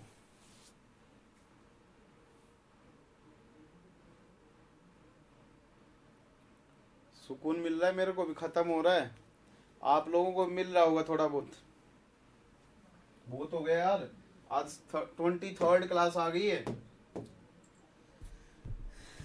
Okay, last part is sigma metathesis, pi metathesis देख ली थी, मतलब एल्कीन मेटाथेसिस देख ली थी और अल्काइन मेटाथेसिस देख ली थी। अब नेक्स्ट नंबर है किसका, सिग्मा मेटाथेसिस का। जरा बोर्ड पे सुनिएगा, अगर आपको कैसा कॉम्प्लेक्स दे रखा है, जैसे आपको कॉम्प्लेक्स गिवन है जिरकोनियम, इसके ऊपर Cp लगा हुआ है, Cp लगा हुआ है, CH3 लगा हुआ है, CH3 लगा हुआ है। अगर इस टाइप का कॉम्प्लेक्स अगर आपको कोई भी गिवन है तो उन कंडीशंस में जर्नली क्या होंगे, जब आप इसे यहाँ पे हीट करेंगे और हीट किसी AB की प्रेजेंस में कर दें। देखो हम लोगों ने जब अल्फा एलिमिनेशन की बात की थी पिछले वाले कंपाउंड में, देखें यहाँ पे आपने बाहर से कोई भी रिएजेंट नहीं डाल रखा है। अगर बाहर से कोई भी रिएजेंट नहीं डाल रखा है और अकेले कंपाउंड को हीट कर देंगे तो जब वो हायर ऑक्सीडेशन स्टेट में होगा तो वो अपने वाले प्रोटॉन्स को ही पकड़ के कुछ एलिमिनेशन वाले प्रोडक्ट्स क्या कर लेता है, जनरेट कर लेता है। लेकिन जब कभी भी किस में होंगे, ये हायर ऑक्सीडेशन स्टेट में रहे होंगे, हायर ऑक्सीडेशन स्टेट जर्नली कैसा कॉन्फ़िगरेशन रहा हो, D0 या D1 टाइप के कॉन्फ़िगरेशन रहे हो, उन कंडीशंस में होगा क्या कि जब आप बाहर से कोई भी सिग्मा लिगेंड डालते हैं, क्या डालते हैं, सिग्मा लिगेंड डालते हैं AB टाइप का, तो उन कंडीशंस में ये इसके ऊपर ऑक्सीडेटिव एडिशन रिएक्शन कर नहीं सकता है। बोलो यार, ये यहाँ पे क्या नहीं कर सकता है, ऑक्सीडेटिव एडिशन रिएक्शन। क्यों नहीं कर सकता है, क्योंकि इस सेंटर की ऑक्सीडेशन स्टेट +4 आएगी और इसका इलेक्ट्रॉनिक कॉन्फ़िगरेशन कैसा हो जाएगा, D0। अगर इसका इलेक्ट्रॉनिक कॉन्फ़िगरेशन D0 हो जाएगा तो उन केसेस में पाई इलेक्ट्रॉन डेंसिटी नहीं होगी, क्या नहीं होगी, पाई इलेक्ट्रॉन डेंसिटी प्रेजेंट नहीं होंगी। दूसरी बात, अगर पाई इलेक्ट्रॉन डेंसिटी नहीं होगी तो डोनेट नहीं कर पाएगा, और डोनेट नहीं कर पाएगा तो उसकी वजह से कोई ऑक्सीडेटिव एडिशन रिएक्शन ऑब्जर्व नहीं होंगी। दूसरी बात देखना, अगर यहाँ पे बात की जाए कि आपके पास में अगर बाहर से कोई भी लिगेंड आपने डाल रखा है तो वो क्या करने लगता है, फिर ऐसी कंडीशंस में ऐसा बोला जाता है जैसे जिरकोनियम था, Cp2 थे और एक क्या था, मेथिल था। इस तरह मैंने एक मेथिल को दिखा लिया है। तो जो भी आप AB टाइप की स्पीसीज डालेंगे, जैसे मैंने डाया हाइड्रोजन डाल दिया, क्या डाल दिया है, डाया हाइड्रोजन डाल दिया है, तो वो डाया हाइड्रोजन क्या करेगा, एक हाइड्रोजन तो मेटल के साथ इंटरेक्ट करने लग जाएगा और दूसरा हाइड्रोजन किसके साथ में इंटरेक्ट करने लग जाएगा, दूसरा Me के साथ इंटरेक्ट करने लग जाएगा। तो कुछ इस टाइप के इनके अंदर इंटरेक्शंस होने लग जाएंगे। जब ये इसके साथ इंटरेक्ट करेगा, ये इसके साथ इंटरेक्ट करेगा, तो आपके पास में एक ट्रांजिशन स्टेट जनरेट होंगी, जिरकोनियम Cp2Me, यहां से बॉन्ड की क्या होगी, ब्रेकिंग होगी, Me था, फिर से बॉन्ड का क्या होगा, फॉर्मेशन होगा, फिर से बॉन्ड की क्या होगी, ब्रेकिंग होगी, फिर से क्या होगा, हाइड्रोजन के साथ में फॉर्मेशंस होंगे। अगर ये आपके पास में 4 मेंबर्ड कंसर्टेड ट्रांजिशन स्टेट क्या हो जाएगी, जनरेट हो जाएगी। जो ट्रांजिशन स्टेट आपके पास में जनरेट हुई है उसको तोड़ डालें और जैसे ही तोड़ेंगे तो Me Cp2 जिरकोनियम हाइड्राइड आ जाएगा, प्लस साथ में क्या जनरेट हो जाएगा, CH3H मेथेन क्या हो जाएगी, जनरेट हो जाएगी। तो जब कभी भी सिग्मा बॉन्ड से सिग्मा बॉन्ड टूटेंगे तो ऐसी मेटाथेसिस को सिग्मा मेटाथेसिस बोला जाएगा। जब आपके पास में श्रोक कार्बीन होती थी तो यहाँ पे ओलेफिन डबल बॉन्ड होता था, उसके साथ में डबल बॉन्ड इंटरेक्ट करते थे, तो ऐसी डबल बॉन्ड वालों को ओलेफिन मेटाथेसिस या एल्कीन मेटाथेसिस बोलेंगे। अगर कार्बाइन के साथ में क्या होती है, आपके पास में एल्काइन होती, तो फिर वो उस मेटाथेसिस को हम लोग एल्काइन मेटाथेसिस बोलेंगे। और जब सिग्मा बॉन्ड से सिग्मा बॉन्ड टूटेंगे देन ऐसी मेटाथेसिस को सिग्मा मेटाथेसिस बोल दिया जाएगा। ये जनरली केसेस जो होंगे वो ऑलवेज हायर ऑक्सीडेशन स्टेट में होते हैं, जैसे अपने पास में श्रोक के केस में होता था और श्रोक कार्बीन और कार्बाइन के केस में जैसे होता था वैसे ही इनके केस में भी होंगे। बस यहाँ पे कंसर्टेड ट्रांजिशन स्टेट से सिग्मा बॉन्ड टूट जाएंगे। इस रिएक्शन का जो ड्राइविंग फोर्स बोला जाता है वो बोला जाता है, यहाँ पे जिरकोनियम का और कार्बन का बॉन्ड था, इस केस में जिरकोनियम का और हाइड्रोजन का बॉन्ड है। ये बॉन्ड कैसा होगा, स्ट्रॉन्ग बॉन्ड होगा। बोलो यार, हाइड्रोजन के साथ स्ट्रॉन्ग बॉन्ड होगा और दूसरा यहाँ पे भी जो बॉन्ड बनेगा वो भी कैसा होगा, स्ट्रॉन्ग ही होगा, C और H का। इसलिए जब ओवरऑल इंथैल्पी को चेक किया जाता है तो ओवरऑल में हम लोग क्या पाते हैं कि ये वाला जो प्रोडक्ट है इसकी इंथैल्पी ज्यादा होती है इन कंपैरिजन ऑफ रिएक्टेंट्स के, इसलिए वो उसका क्या बन जाता है, ड्राइविंग फोर्स। इंथैल्पिकली ये कैसी बन जाती है, ड्रीवन रिएक्शन बन जाती है। बोलो कितने लोगों को समझ में आई। ये सारा का सारा पार्ट आपका खत्म हुआ। जितनी भी आपको ओएमसी की रिएक्शन मैकेनिज्म पढ़नी थी वो मैंने आपको सारी की सारी पढ़ा दी है, ठीक है। तो आप पक्का ही सारी चीजों को 2 से 4 बार पक्का पढ़ेंगे, अच्छे से सारी चीजों को जर्नलाइज करेंगे। किसी को कोई भी डाउट आती है तो फिर हम लोग डिस्कशन क्लास लेंगे, उसमें बात कर लेंगे। तब तक के लिए मैं आपको कुछ एक इसके ऊपर बहुत अच्छा असाइनमेंट बना के भेजूंगा, क्योंकि जैसे ओएमसी खत्म होगा उसके बाद में थोड़ा सा रिलैक्सेशन वाला टाइम आएगा, और देन मैं आपको एक एक असाइनमेंट जर्नली प्रोवाइड किया करूंगा। तो उसको आप पक्का ही उसके ऊपर क्या करेंगे, सारे के सारे क्वेश्चंस लगा लेंगे। क्या आप लोगों ने सेकंड असाइनमेंट मैंने दिया था वो कितने लोगों ने अटेम्प्ट किया है? एक सेकंड असाइनमेंट आ चुका होगा आपके पास, भिजवाया था मैंने, साइट के ऊपर देखा क्या कुछ लोगों ने? बोलो यार।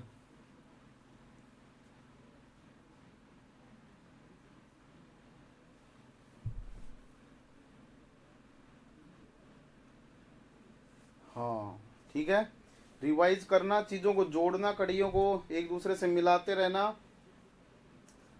मिला नहीं? आ गया है? अरे सेकंड असाइनमेंट आया नहीं आया?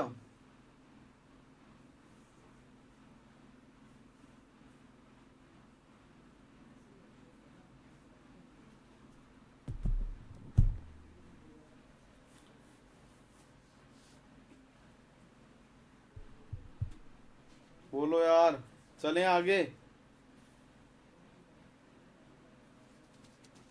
ओके ठीक है, जरूर ट्राई करें। आप साइट पे जाए, आ चुका है, सब लोग कह रहे हैं आ चुका है। जिसको नहीं मिला है वो, हाँ 126 क्वेश्चन है उसके अंदर टोटल। सबको आप ट्राई करेंगे एक बार, सारे क्वेश्चंस ट्राई कर लेना। उसके बाद में नेक्स्ट आपके पास में आ जाएगा असाइनमेंट। तब तक के लिए बोर्ड पे देखें, ठीक है। देखिएगा, अब हम लोग कैटालिसिस वाला पार्ट स्टार्ट करने जा रहे हैं। समझते हैं कैटालिसिस को पूरे डिटेल में, सारी साइकिल्स को जानेंगे, इनसे आने वाले क्वेश्चंस को भी पूरे डिटेल में डिस्कस करेंगे। तो देखिएगा, अगर मैं कैटालिसिस में बात करता हूं तो यहाँ पे हाइड्रोजनेशन, हाइड्रोफॉर्माइलेशन, वेकर्स प्रोसेस, उसके बाद में synthetic gasoline, water gas shift reaction, Ziegler Natta, ये सारे के सारे केसेस हमें पूरी डिटेल में क्या करना है, डिस्कस करने हैं। और मेथनॉल का फॉर्माइलेशन, मतलब एसिटिक एसिड की फॉर्मेशन, जिससे अब की बार क्वेश्चन आया था, ये पूरी डिटेल में हम लोग डिस्कस करेंगे। तो आइए, सबसे पहले कैटालिसिस में जो हम लोग पढ़ने जा रहे हैं वो पहला टॉपिक है अपने पास में वाटर गैस, क्योंकि इसका आगे यूज होगा। आगे सबसे जैसे जैसे हम लोग कैटालिटिक साइकिल बढ़ाते जाएंगे तो इसका यूज आता जाएगा। वाटर गैस शिफ्ट रिएक्शन, ठीक है, बोर्ड पे देखिएगा। अगर मैं वाटर गैस शिफ्ट रिएक्शन की बात करता हूं तो इसमें हम लोग क्या करते हैं, जब कभी भी डाई हाइड्रोजन को कार्बन मोनोऑक्साइड के साथ में ट्रीट किया जाता है किसी कैटलिस्ट की प्रेजेंस में, उस कैटलिस्ट की बात करेंगे, कैटलिस्ट की प्रेजेंस में, तो जो प्रोडक्ट बनता है आपके पास में वो H2O की प्रेजेंस में, और CO को जब हीट किया जाता है तो आपके पास में CO2 प्लस क्या होता है, H2 क्या होती है आपके पास में जनरेट होती है, ठीक है। जो आपका इस वाले कैटलिस्ट के बारे में ही हमें क्या करनी है, सारी जानकारियां लेनी है। जरा बोर्ड पे देखिएगा, ये जो कैटलिस्ट होगा आपके पास में, ये कैटलिस्ट 2 टाइप से हो सकता है। कितने टाइप से हो सकता है? 2 टाइप से हो सकता है। सॉरी, मैंने रिएक्शन गलत लिख दी है भाई, ठीक है, वो आगे वाली प्रोसेस है। क्या हो रहा है, ये लीजिए सी है भाई, ठीक है, थोड़ी सी इसमें मिस्टेक हो गई है, CO।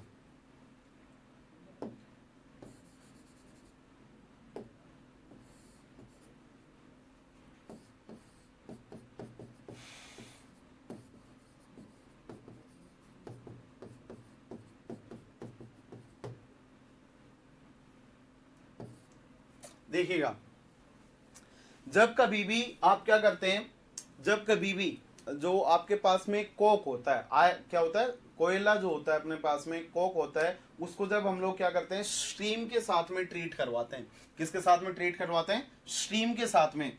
स्टीम है वाटर की, जब उसके साथ में हाई टेम्परेचर मतलब 1200 डिग्री सेंटीग्रेड के आसपास जब टेम्परेचर के ऊपर हीट करते हैं इसे, तो उन कंडीशंस में आपके पास में CO प्लस H2 क्या होती है, जनरेट होती है। ये जो CO और जो H2 होती हैं, ये आपके पास में इसको बोला जाता है वाटर गैस। इन्हें क्या बोलते हैं हम लोग? वाटर गैस बोलते हैं। लेकिन इस रिएक्शन में होता क्या है कि जो CO प्लस H2 जनरेट हुई है, उसमें जो आपका H2 जो होता है, उसकी अगर कंसंट्रेशन को आपको बढ़ाना है तो कैसे बढ़ाते हैं कि जो आपका जो यहाँ पे CO जनरेट हुआ होगा, उसी CO को एज ए रिएक्टेंट लेते हैं और उसको स्टीम के साथ में किसी कैटलिस्ट की प्रेजेंस में ट्रीट करवा देते हैं, और जो फाइनल प्रोडक्ट बनता है वो CO2 प्लस H2 बन जाता है।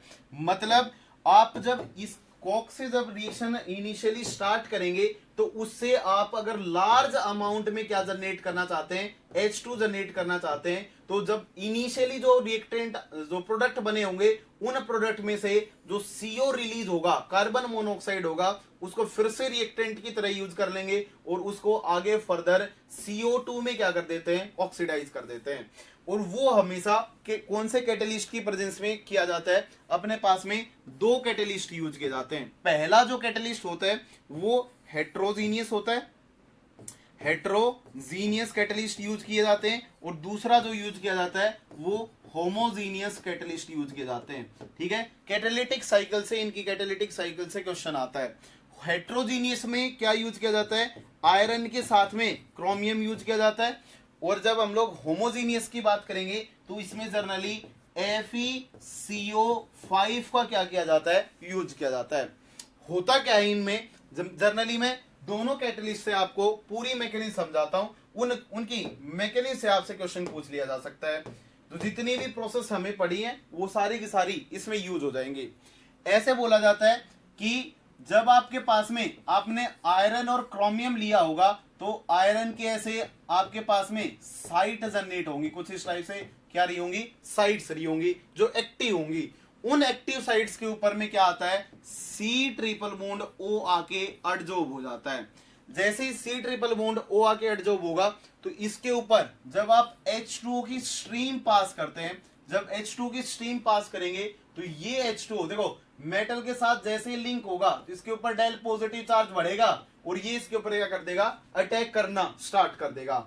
जैसे ही अटैक करेगा तो जो आपका प्रोडक्ट बनेगा वो कैसा होगा, ये वाला बॉन्ड ऊपर की तरफ शिफ्ट होगा, और जैसे ही शिफ्ट होगा तो C डबल बॉन्ड O यहाँ पे क्या आ जाएगा, OH पॉजिटिव आ जाएगा। इस प्रोसेस में हाइड्रोजन यहां से रिलीज होंगे।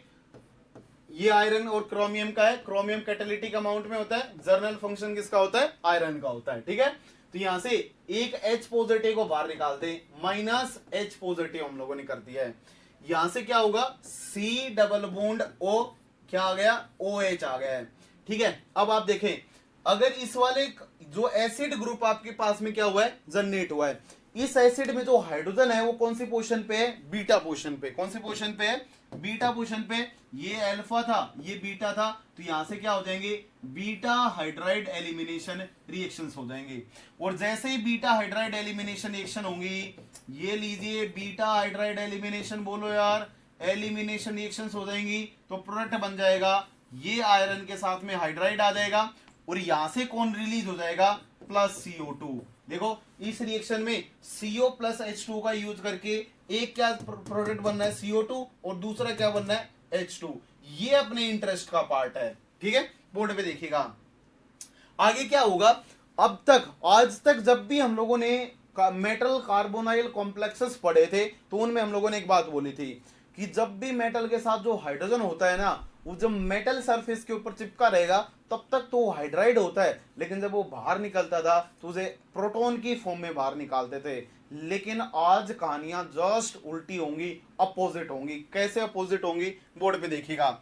आज जो मेटल है वो मेटल किसी इलेक्ट्रॉन विड्रॉइंग सब्सटेंस से नहीं लगी हुई है, उसके ऊपर कोई लिगेंड नहीं है, वो केवल मेटल का सरफेस है। अगर मेटल का सरफेस होगा तो ये जो होगा अपने पास में वो हाइड्राइड होगा।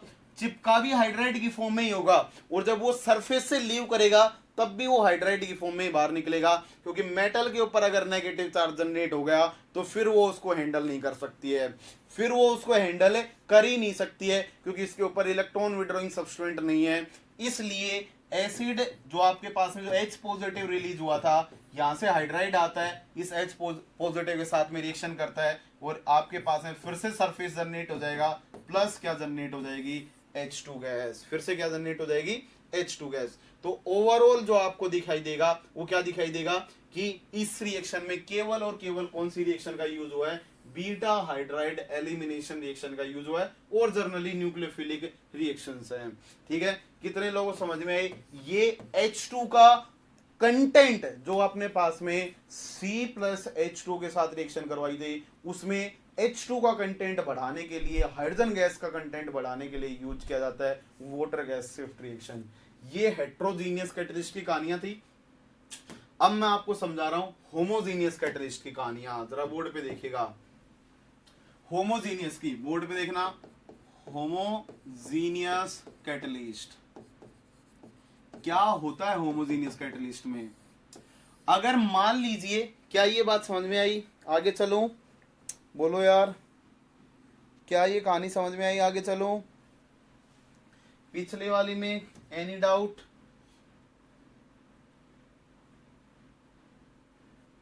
स्टेप दे देगा और उसके बाद पूछ लेगा कैटालिटिक साइकिल कैसे चली।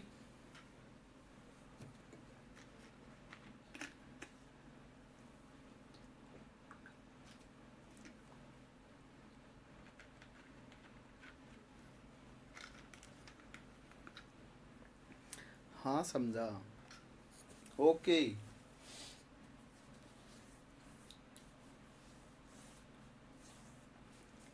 ठीक है, देखिएगा, जो भी आपको सिंथेटिक गैस, जो हम लोग किसकी यूज कर रहे हैं, क्या बना रहे हैं यहाँ पे,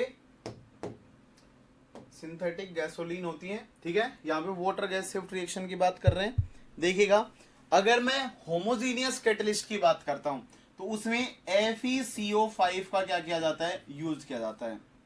ये लीजिए, मैंने FeCO5 के जो आपका CO था उसको मैंने कुछ इस टाइप से दिखा दिया है, Fe double bond C double bond O, इसको मैंने CO4 बैक डोनेशन वाली फॉर्म मैंने दिखा दी है।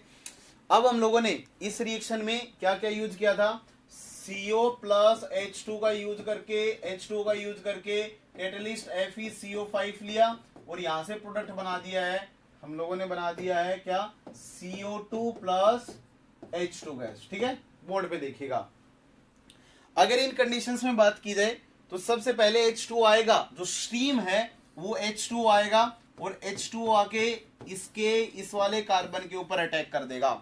जैसे ही अटैक करेगा तो खुलेगा तो क्या बनेगा, CO4 डबल बॉन्ड, यहाँ पे कार्बन था, O नेगेटिव आएगा। बोलो यार, किसने अटैक किया, H2O ने। यहाँ पे पॉजिटिव चार्ज आ जाएगा, एक हाइड्रोजन को बाहर निकाल देना, -H पॉजिटिव। अब देखो, ये वाला जो नेगेटिव चार्ज है वो इसके साथ में रेजोनेंस करेगा।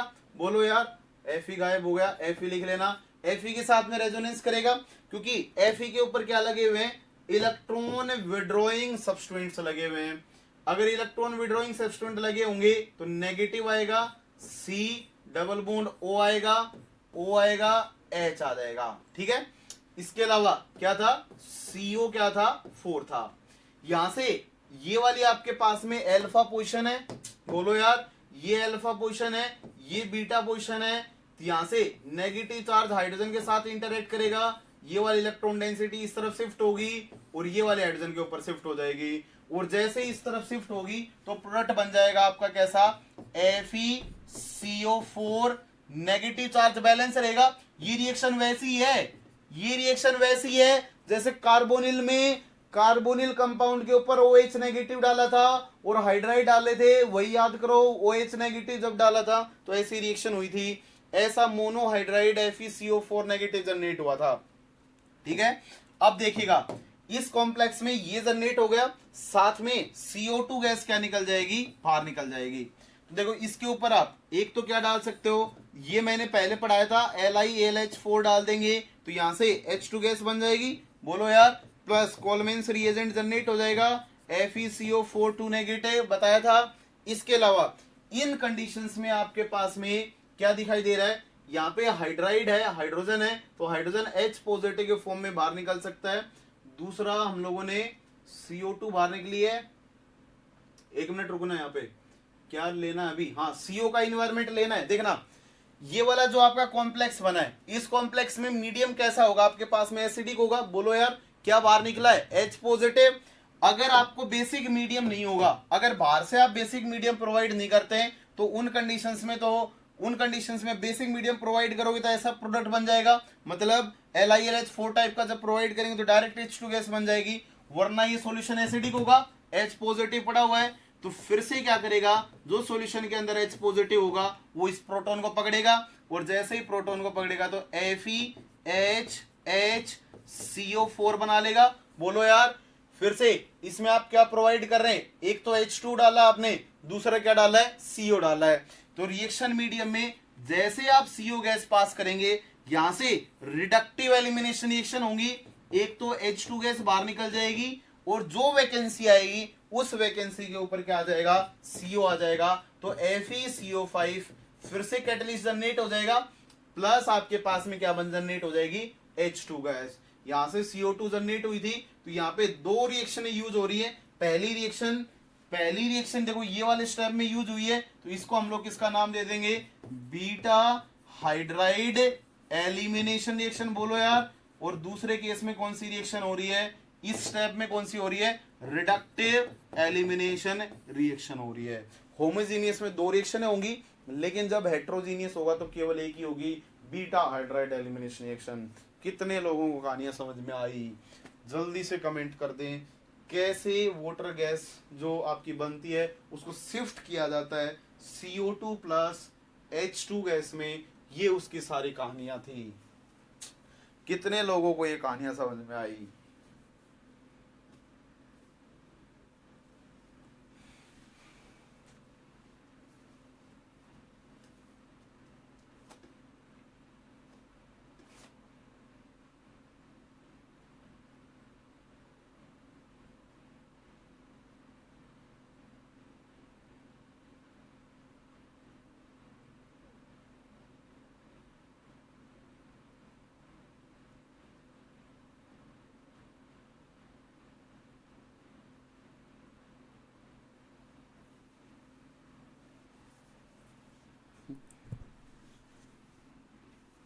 ओके, सुमित रंजन दास जी भी यही है, भूपेंद्र जी भी यही है।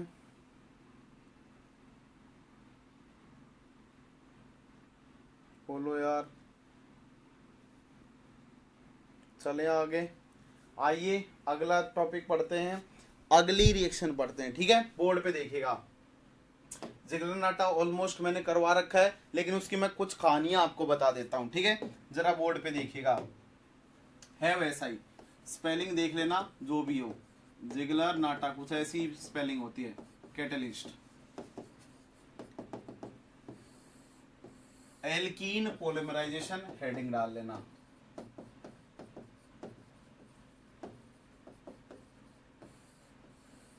देखिएगा, अगर मैं जिगलर नाटा कैटलिस्ट की बात करता हूं तो क्या होता है जिगलर नाटा कैटलिस्ट में, समझते हैं चीजों को।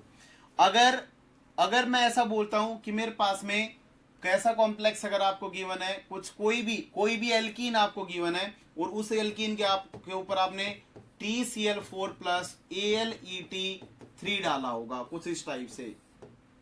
जब कभी भी आप ऐसा कैटलिस्ट डालते हैं तो ये जिगलर नाटा का कैटलिस्ट होता है।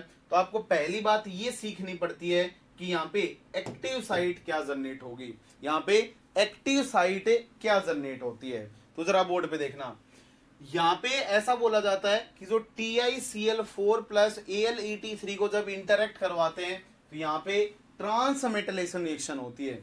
जैसे Al कैसा है, Al के ऊपर +3 चार्ज होने की वजह से ये रिलेटिवली ज्यादा हार्ड होता है, और इसके पास में जो कार्बन होता है वो कैसा होता है, सॉफ्ट होता है। वैसे हार्ड तो टाइटेनियम 4 भी होगा, लेकिन Al की जो हार्डनेस होंगी वो ज्यादा होती है, इसलिए यहां से जो एक Et होता है वो चला जाता है किसके पास में, TiCl4 के साथ में।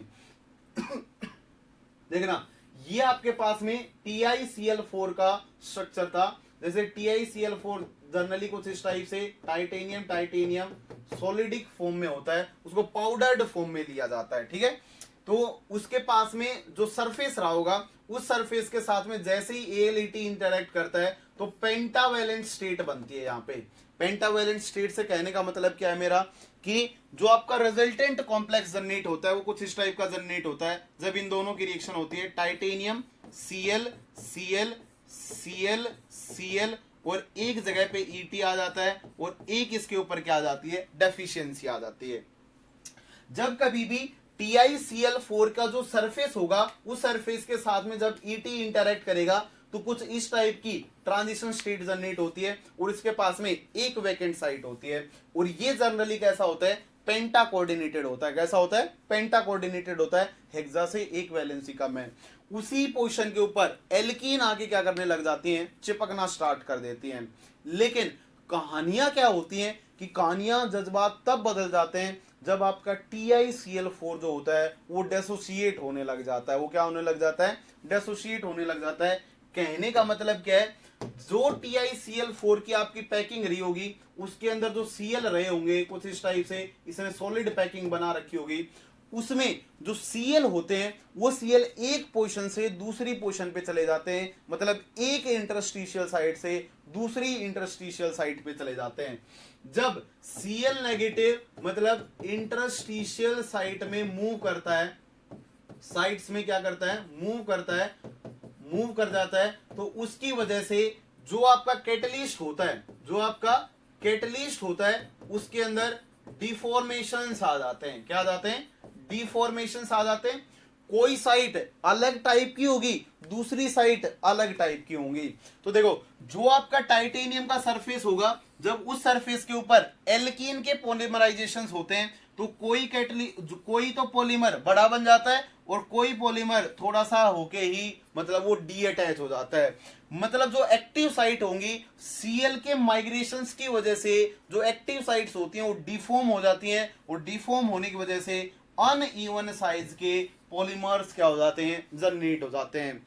और जब कभी भी अनइवन लेंथ के पॉलीमर्स जनरेट होंगे तो वो पॉलीमर अपने लिए अच्छे नहीं होते हैं। वो पॉलीमर्स अपने लिए क्या नहीं होते, अच्छे नहीं होते हैं। क्यों अच्छे नहीं होते हैं, देखना, अगर एक टाइप के, अगर मैं बोलता हूं कि मेरे पास में अगर ऐसा एक प्रॉपर लेंथ का अगर क्या जनरेट होता, पॉलीमर जनरेट होता कुछ इस टाइप से, तो उनकी पैकिंग अच्छी होती। बोलो यार, उनकी पैकिंग क्या होती, अच्छी होती, गुड होती। अगर पैकिंग अच्छी होती तो फिर उस पॉलीमर की मैकेनिकल स्ट्रेंथ जो होती वो हाई होती। उसकी मैकेनिकल स्ट्रेंथ जो होती, मैकेनिकल स्ट्रेंथ जो होती वो कैसी होती, हाई होती। और जब मैकेनिकल स्ट्रेंथ हाई होती तो प्लास्टिक जो होता वो अच्छा होता। मतलब जो हम लोग पॉलीथीन यूज करते हैं व्हाइट वाले, वो स्ट्रॉन्ग पॉलीथीन होता। और वो स्ट्रॉन्ग पॉलीथीन होता तो फिर वो अपने लिए बेटर होता, अच्छा होता, वो बार बार हम लोग उसको यूज कर सकते तो फटता नहीं। लेकिन दूसरे केस में अपने पास में क्या होगा, जब कभी भी आप ऐसा कैटलिस्ट लेते हैं तो उन कंडीशंस में अनइवन की चेन होती है। मतलब अनइवन से कहने का मतलब है कि डिफरेंट डिफरेंट साइज की चेन्स होंगी। मान लीजिए एक चेन इतनी बड़ी है, दूसरी छोटी आ गई, फिर से बड़ी चेन आ गई, तो यहाँ पे जो पैकिंग होंगी ना, वो पैकिंग जो होती है वो लेस इफेक्टिव हो जाती है। पैकिंग जो होंगी वो अच्छी नहीं होंगी, नॉट गुड। और जब अच्छी नहीं होंगी तो फिर उस प्लास्टिक की जो मैकेनिकल स्ट्रेंथ होंगी, मैकेनिकल स्ट्रेंथ जो रही होंगी वो लो पड़ जाएंगी। और जब मैकेनिकल स्ट्रेंथ लो पड़ जाएंगी तो फिर वो प्लास्टिक क्या नहीं होंगे, अच्छे नहीं होंगे। इसलिए जो जिगलर नाटा कैटलिस्ट था उसको क्या किया गया, चेंज किया गया। मतलब उसके अंदर चेंजेस लाए गए। कैसे चेंजेस लाए गए, जरा बोर्ड पे देखिएगा। जो आप TiCl4 यूज करते हैं, ये TiCl4 जो होता है उसको जर्नली AlEt3 के साथ में जब हम लोग यूज करते हैं तो इसका नेचर होता है अपने पास में हेट्रोजीनियस। ये जर्नली कैसा होता है, हेट्रोजीनियस कैटलिस्ट की तरह यूज किया जाता है। लेकिन जैसे ही मैंने इस TiCl4 के साथ में CpCpLi2 इक्विवेलेंट के साथ रिएक्शन करवाई तो ये कन्वर्ट हो गया किसमें, टाइटेनियम CpCpCl और किसमें कन्वर्ट हो गया, Cl में कन्वर्ट हो गया। कुछ ऐसे में। जैसे ही इसके ऊपर सीपी यूनिट आती है तो सीपी लिगेंड कैसा होता है, ऑर्गेनिक। कैसा होता है, ऑर्गेनिक। और हम लोग एल्कीन क्या ले रहे हैं, ऑर्गेनिक। तो दो कहानियां बनती हैं। जब भी हम लोग इसको सीएल को जब रिप्लेस करते हैं सीपी से सॉफ्ट और हार्ड के इंटरेक्शन के बेसिस पे, तो उन कंडीशंस में होता क्या है कि जो आपका नया कंपाउंड जनरेट होता है, इस कंपाउंड की जो एल्कीन के साथ में मिसिबिलिटी या सोल्यूबिलिटी जो होती है वो हाई हो जाती हैं। कैसी हो जाती हैं, सोल्यूबिलिटीज हाई हो जाती हैं। इसलिए ये अच्छा कैटलिस्ट की तरह यूज किया जाता है और ये जनरली होमोजीनियस की तरफ शिफ्ट हो जाता है। ये कैटलिस्ट कैसा बोला जाता है, होमोजीनियस है। ये मतलब इसमें सीएल पॉलीमराइज नहीं कर रहे होंगे, सीएल की वजह से टाइटेनियम क्या नहीं होंगे, एक बड़ा पैकिंग नहीं बना पा रहे होंगे अच्छी सॉलिड वाली, इसलिए ये होमोजीनियस की कैटेगरी में लेके आया जाता है। लेकिन समस्या इसके साथ भी बड़ी थी। वो समस्या क्या थी कि जो आपके एल्कीन होते हैं वो एक्सेप्शनली सॉफ्ट होंगे, बहुत ज्यादा सॉफ्ट होंगे। बोलो यार, पाई इलेक्ट्रॉन डेंसिटी है, बहुत ही सॉफ्ट होगी। लेकिन आपका जो ये वाला जो आपका टाइटेनियम है वो +4 ऑक्सीडेशन स्टेट में है, वो स्टिल क्या होगा, थोड़ा सा अपने पास में कैसा होगा, हार्ड सेंटर होगा। इसलिए इनके इंटरेक्शन भी इतने अच्छे नहीं होते थे। मतलब ये स्लाइटली कैसे होते थे, मतलब ये हार्ड सेंटर की तरह बिहेव करता था और ये कुछ ज्यादा ही सॉफ्ट हो जाते थे, इसलिए इंटरेक्शन अच्छे नहीं होते थे। फिर क्या किया गया, फिर ये देखा गया कि मैं टाइटेनियम को जिरकोनियम से बदल देता हूं, क्योंकि जैसे ही मेरे पास में अगर ऑक्सीडेशन स्टेट हायर होंगी तो उन केसेस में आप साइज बड़ा कर दो। अगर आप साइज बड़ा कर दोगे तो फिर उसमें क्या आने लग जाएंगी, सॉफ्टनेस आने लग जाएंगी। ऑक्सीडेशन स्टेट को सेम रख के उसने इस वाले कॉम्प्लेक्स में क्या किया, इसका जिरकोनियम वाला कैटलिस्ट जनरेट कर लिया, CpClCl। इसलिए आजकल जितने भी कैटलिस्ट यूज किए जाते हैं जो एल्कीन पॉलीमराइजेशन होती हैं उनमें मेटलोसिन वाले कॉम्प्लेक्सेस को जर्नली यूज किया जाता है। कौन से, मेटलोसिन। CpCp होंगे तो उनको जर्नली मेटलोसिन की कैटेगरी में बोल सकते हैं। ये तो साइड में लिगेंड चिपके हुए हैं, तो जर्नली मेटलोसिन कॉम्प्लेक्सेस का क्या किया जाता है, यूज किया जाता है। ये लीजिए, ये मेटलोसिन वाले कॉम्प्लेक्सेस को क्या किया जाता है, पॉलीमराइजेशन के लिए यूज किया जाता है। तो ये वाला कैटलिस्ट जर्नली यूज होता है। अब देखो, ये वाला जो कैटलिस्ट था, इस कैटलिस्ट को हम लोगों ने यूज किया किसके साथ में, ये Cp था, जिरकोनियम था, Cp था, Cl था, Cl था। इसके ऊपर आप क्या डालेंगे, जैसे ही AlEt3 डालेंगे, देखो ये सॉफ्ट लिगेंड आ गए, वैसे ही रिलेटिवली सॉफ्ट होगा। दूसरा, जिरकोनियम हायर ऑक्सीडेशन स्टेट में मेटल बड़ा हो गया तो इसकी सॉफ्टनेस बढ़ जाएगी, ये हार्ड नहीं बचेगा। इसलिए यहां से इजीली क्या होने लग गया अपने पास में, जिरकोनियम Cp, एक Cl रिप्लेस हुआ किसके साथ, Et के साथ, और दूसरा Cl यहां से बाहर निकला तो इसके ऊपर पॉजिटिव आया और वैकेंसी आई। इस फॉर्म में ये जर्नली कैटलिस्ट की तरह क्या करते हैं, बिहेव करते हैं। किसकी तरह बिहेव करते हैं, कैटलिस्ट की तरह बिहेव करते हैं। दूसरा, अगर आप क्या कर सकते हैं, इसके अलावा एक चीज और कर सकते हैं आप, वो किसका, जो आपने AlEt3 लिया है इसकी जगह पे आप मोह का यूज कर सकते हैं। ठीक है, MOM, ठीक है, मतलब कहने का MOA, मोह का क्या कर सकते हैं आप, यूज कर सकते हैं। स्पेलिंग मेरे को याद नहीं है वही, ठीक है। MAO, मिथाइल एल्यूमिनियम ऑक्साइड, किसका यूज कर सकते हैं, मो मतलब मिथाइल एल्यूमिनियम ऑक्साइड। वो कैसा होगा, एल्यूमिनियम ऑक्सीजन, एल्यूमिनियम ऑक्सीजन, इसके ऊपर Me लगा होगा। जर्नली जब आप इसका यूज करते हैं तो उनमें किसकी जगह पे, AlEt3 की जगह पे, तो फिर से रेट जो होती है वो बढ़ जाती है। मतलब जो एक्सटेंट देखा गया है रिएक्शंस का वो हाई होता है। वो क्यों हाई होता है, क्योंकि जब आप AlEt3 वगैरह के को लेके चलते हैं तो जनरली जो अपना नॉर्मल कंडीशंस होंगी उनमें ऑक्सीडाइज हो जाते हैं जनरली, इसलिए वो अच्छे से हम लोग यूज नहीं कर सकते, मतलब ओपन एनवायरनमेंट में उनको यूज नहीं कर सकते हैं। लेकिन जब आप मोह को लेके चलेंगे तो ये क्या होता है अपने पास में, मॉइस्चर और कैसा, O2 अनसेंसिटिव होता है ये, मतलब इसको आप मॉइस्चर की प्रेजेंस में भी क्या कर सकते हैं, यूज कर सकते हैं।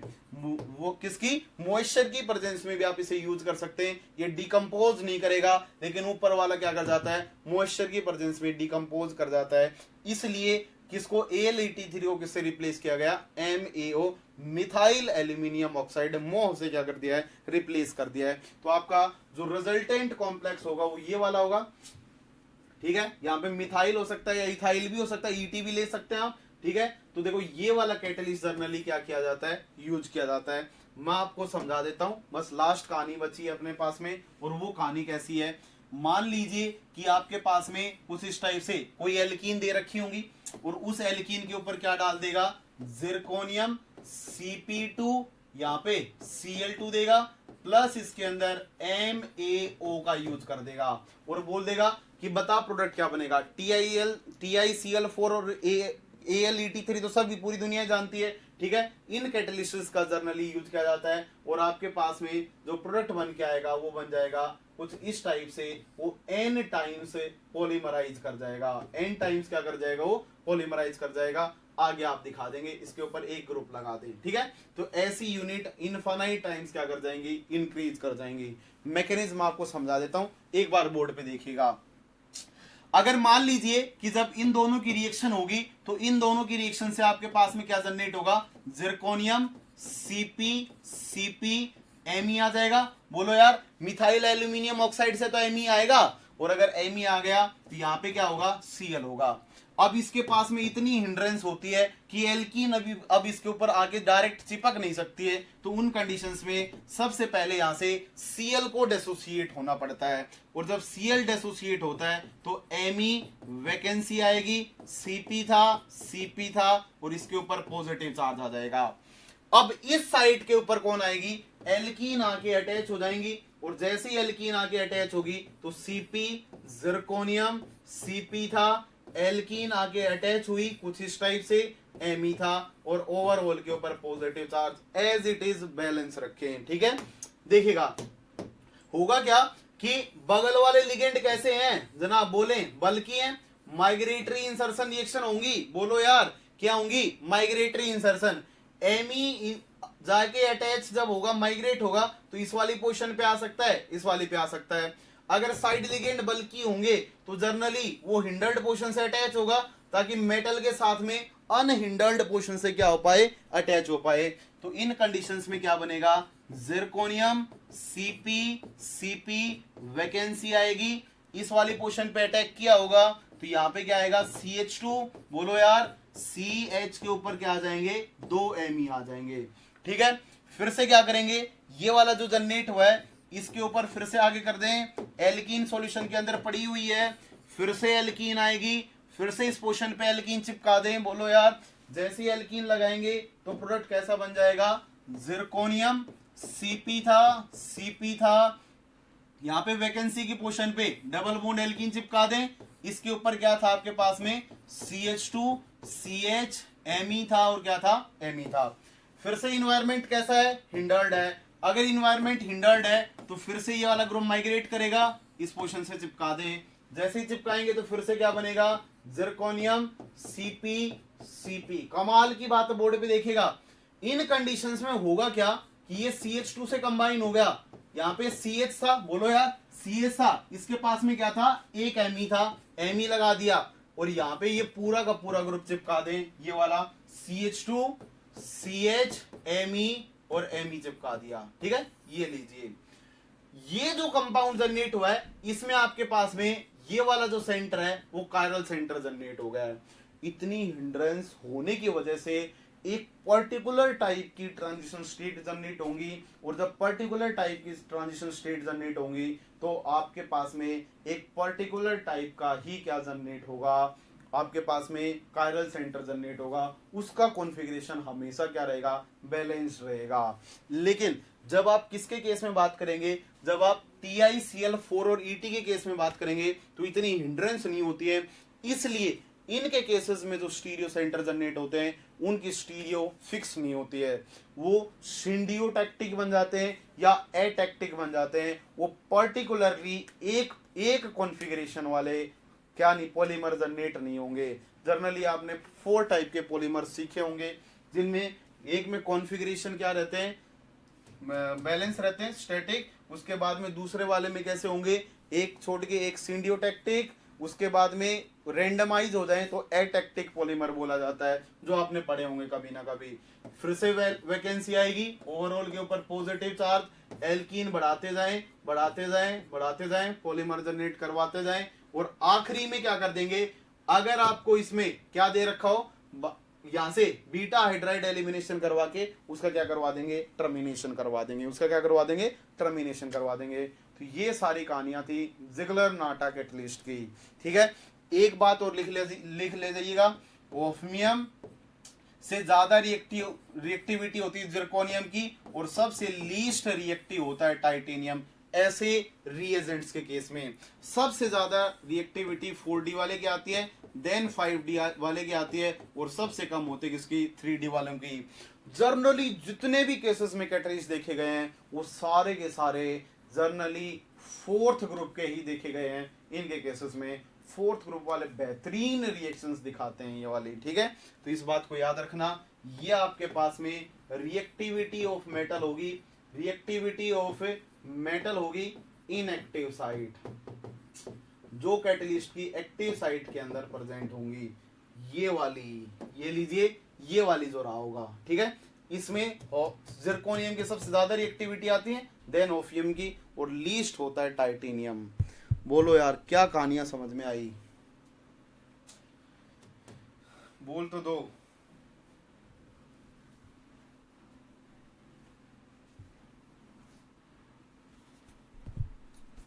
कितने लोगों को कहानी समझ में आई?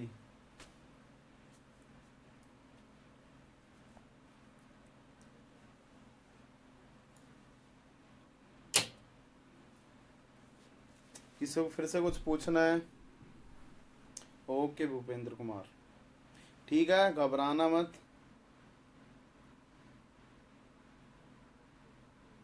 ठीक है सुनीत, ओके ओके, दीपांकर, विनय, ओके, ठीक है। तो याद रखना मेटलोसीन्स भी आ सकती हैं, वो भी जिगलर नाटा कैटलिस्ट की तरह ही उसके नेक्स्ट होमोलॉग की तरह, मतलब उसके होमोजीनियस कैटलिस्ट की तरह यूज किए जाते हैं। ठीक है, okay, thank you so much for joining. Next class में मिलेंगे, हाइड्रोफॉर्माइलेशन, वेकर्स प्रोसेस, हाइड्रोजनेशन शायद आ जाए, और सिंथेटिक गैसोलीन्स के साथ। ठीक है, तो नेक्स्ट क्लास में वो सारी कहानियां डिस्कस करेंगे। Thank you for joining.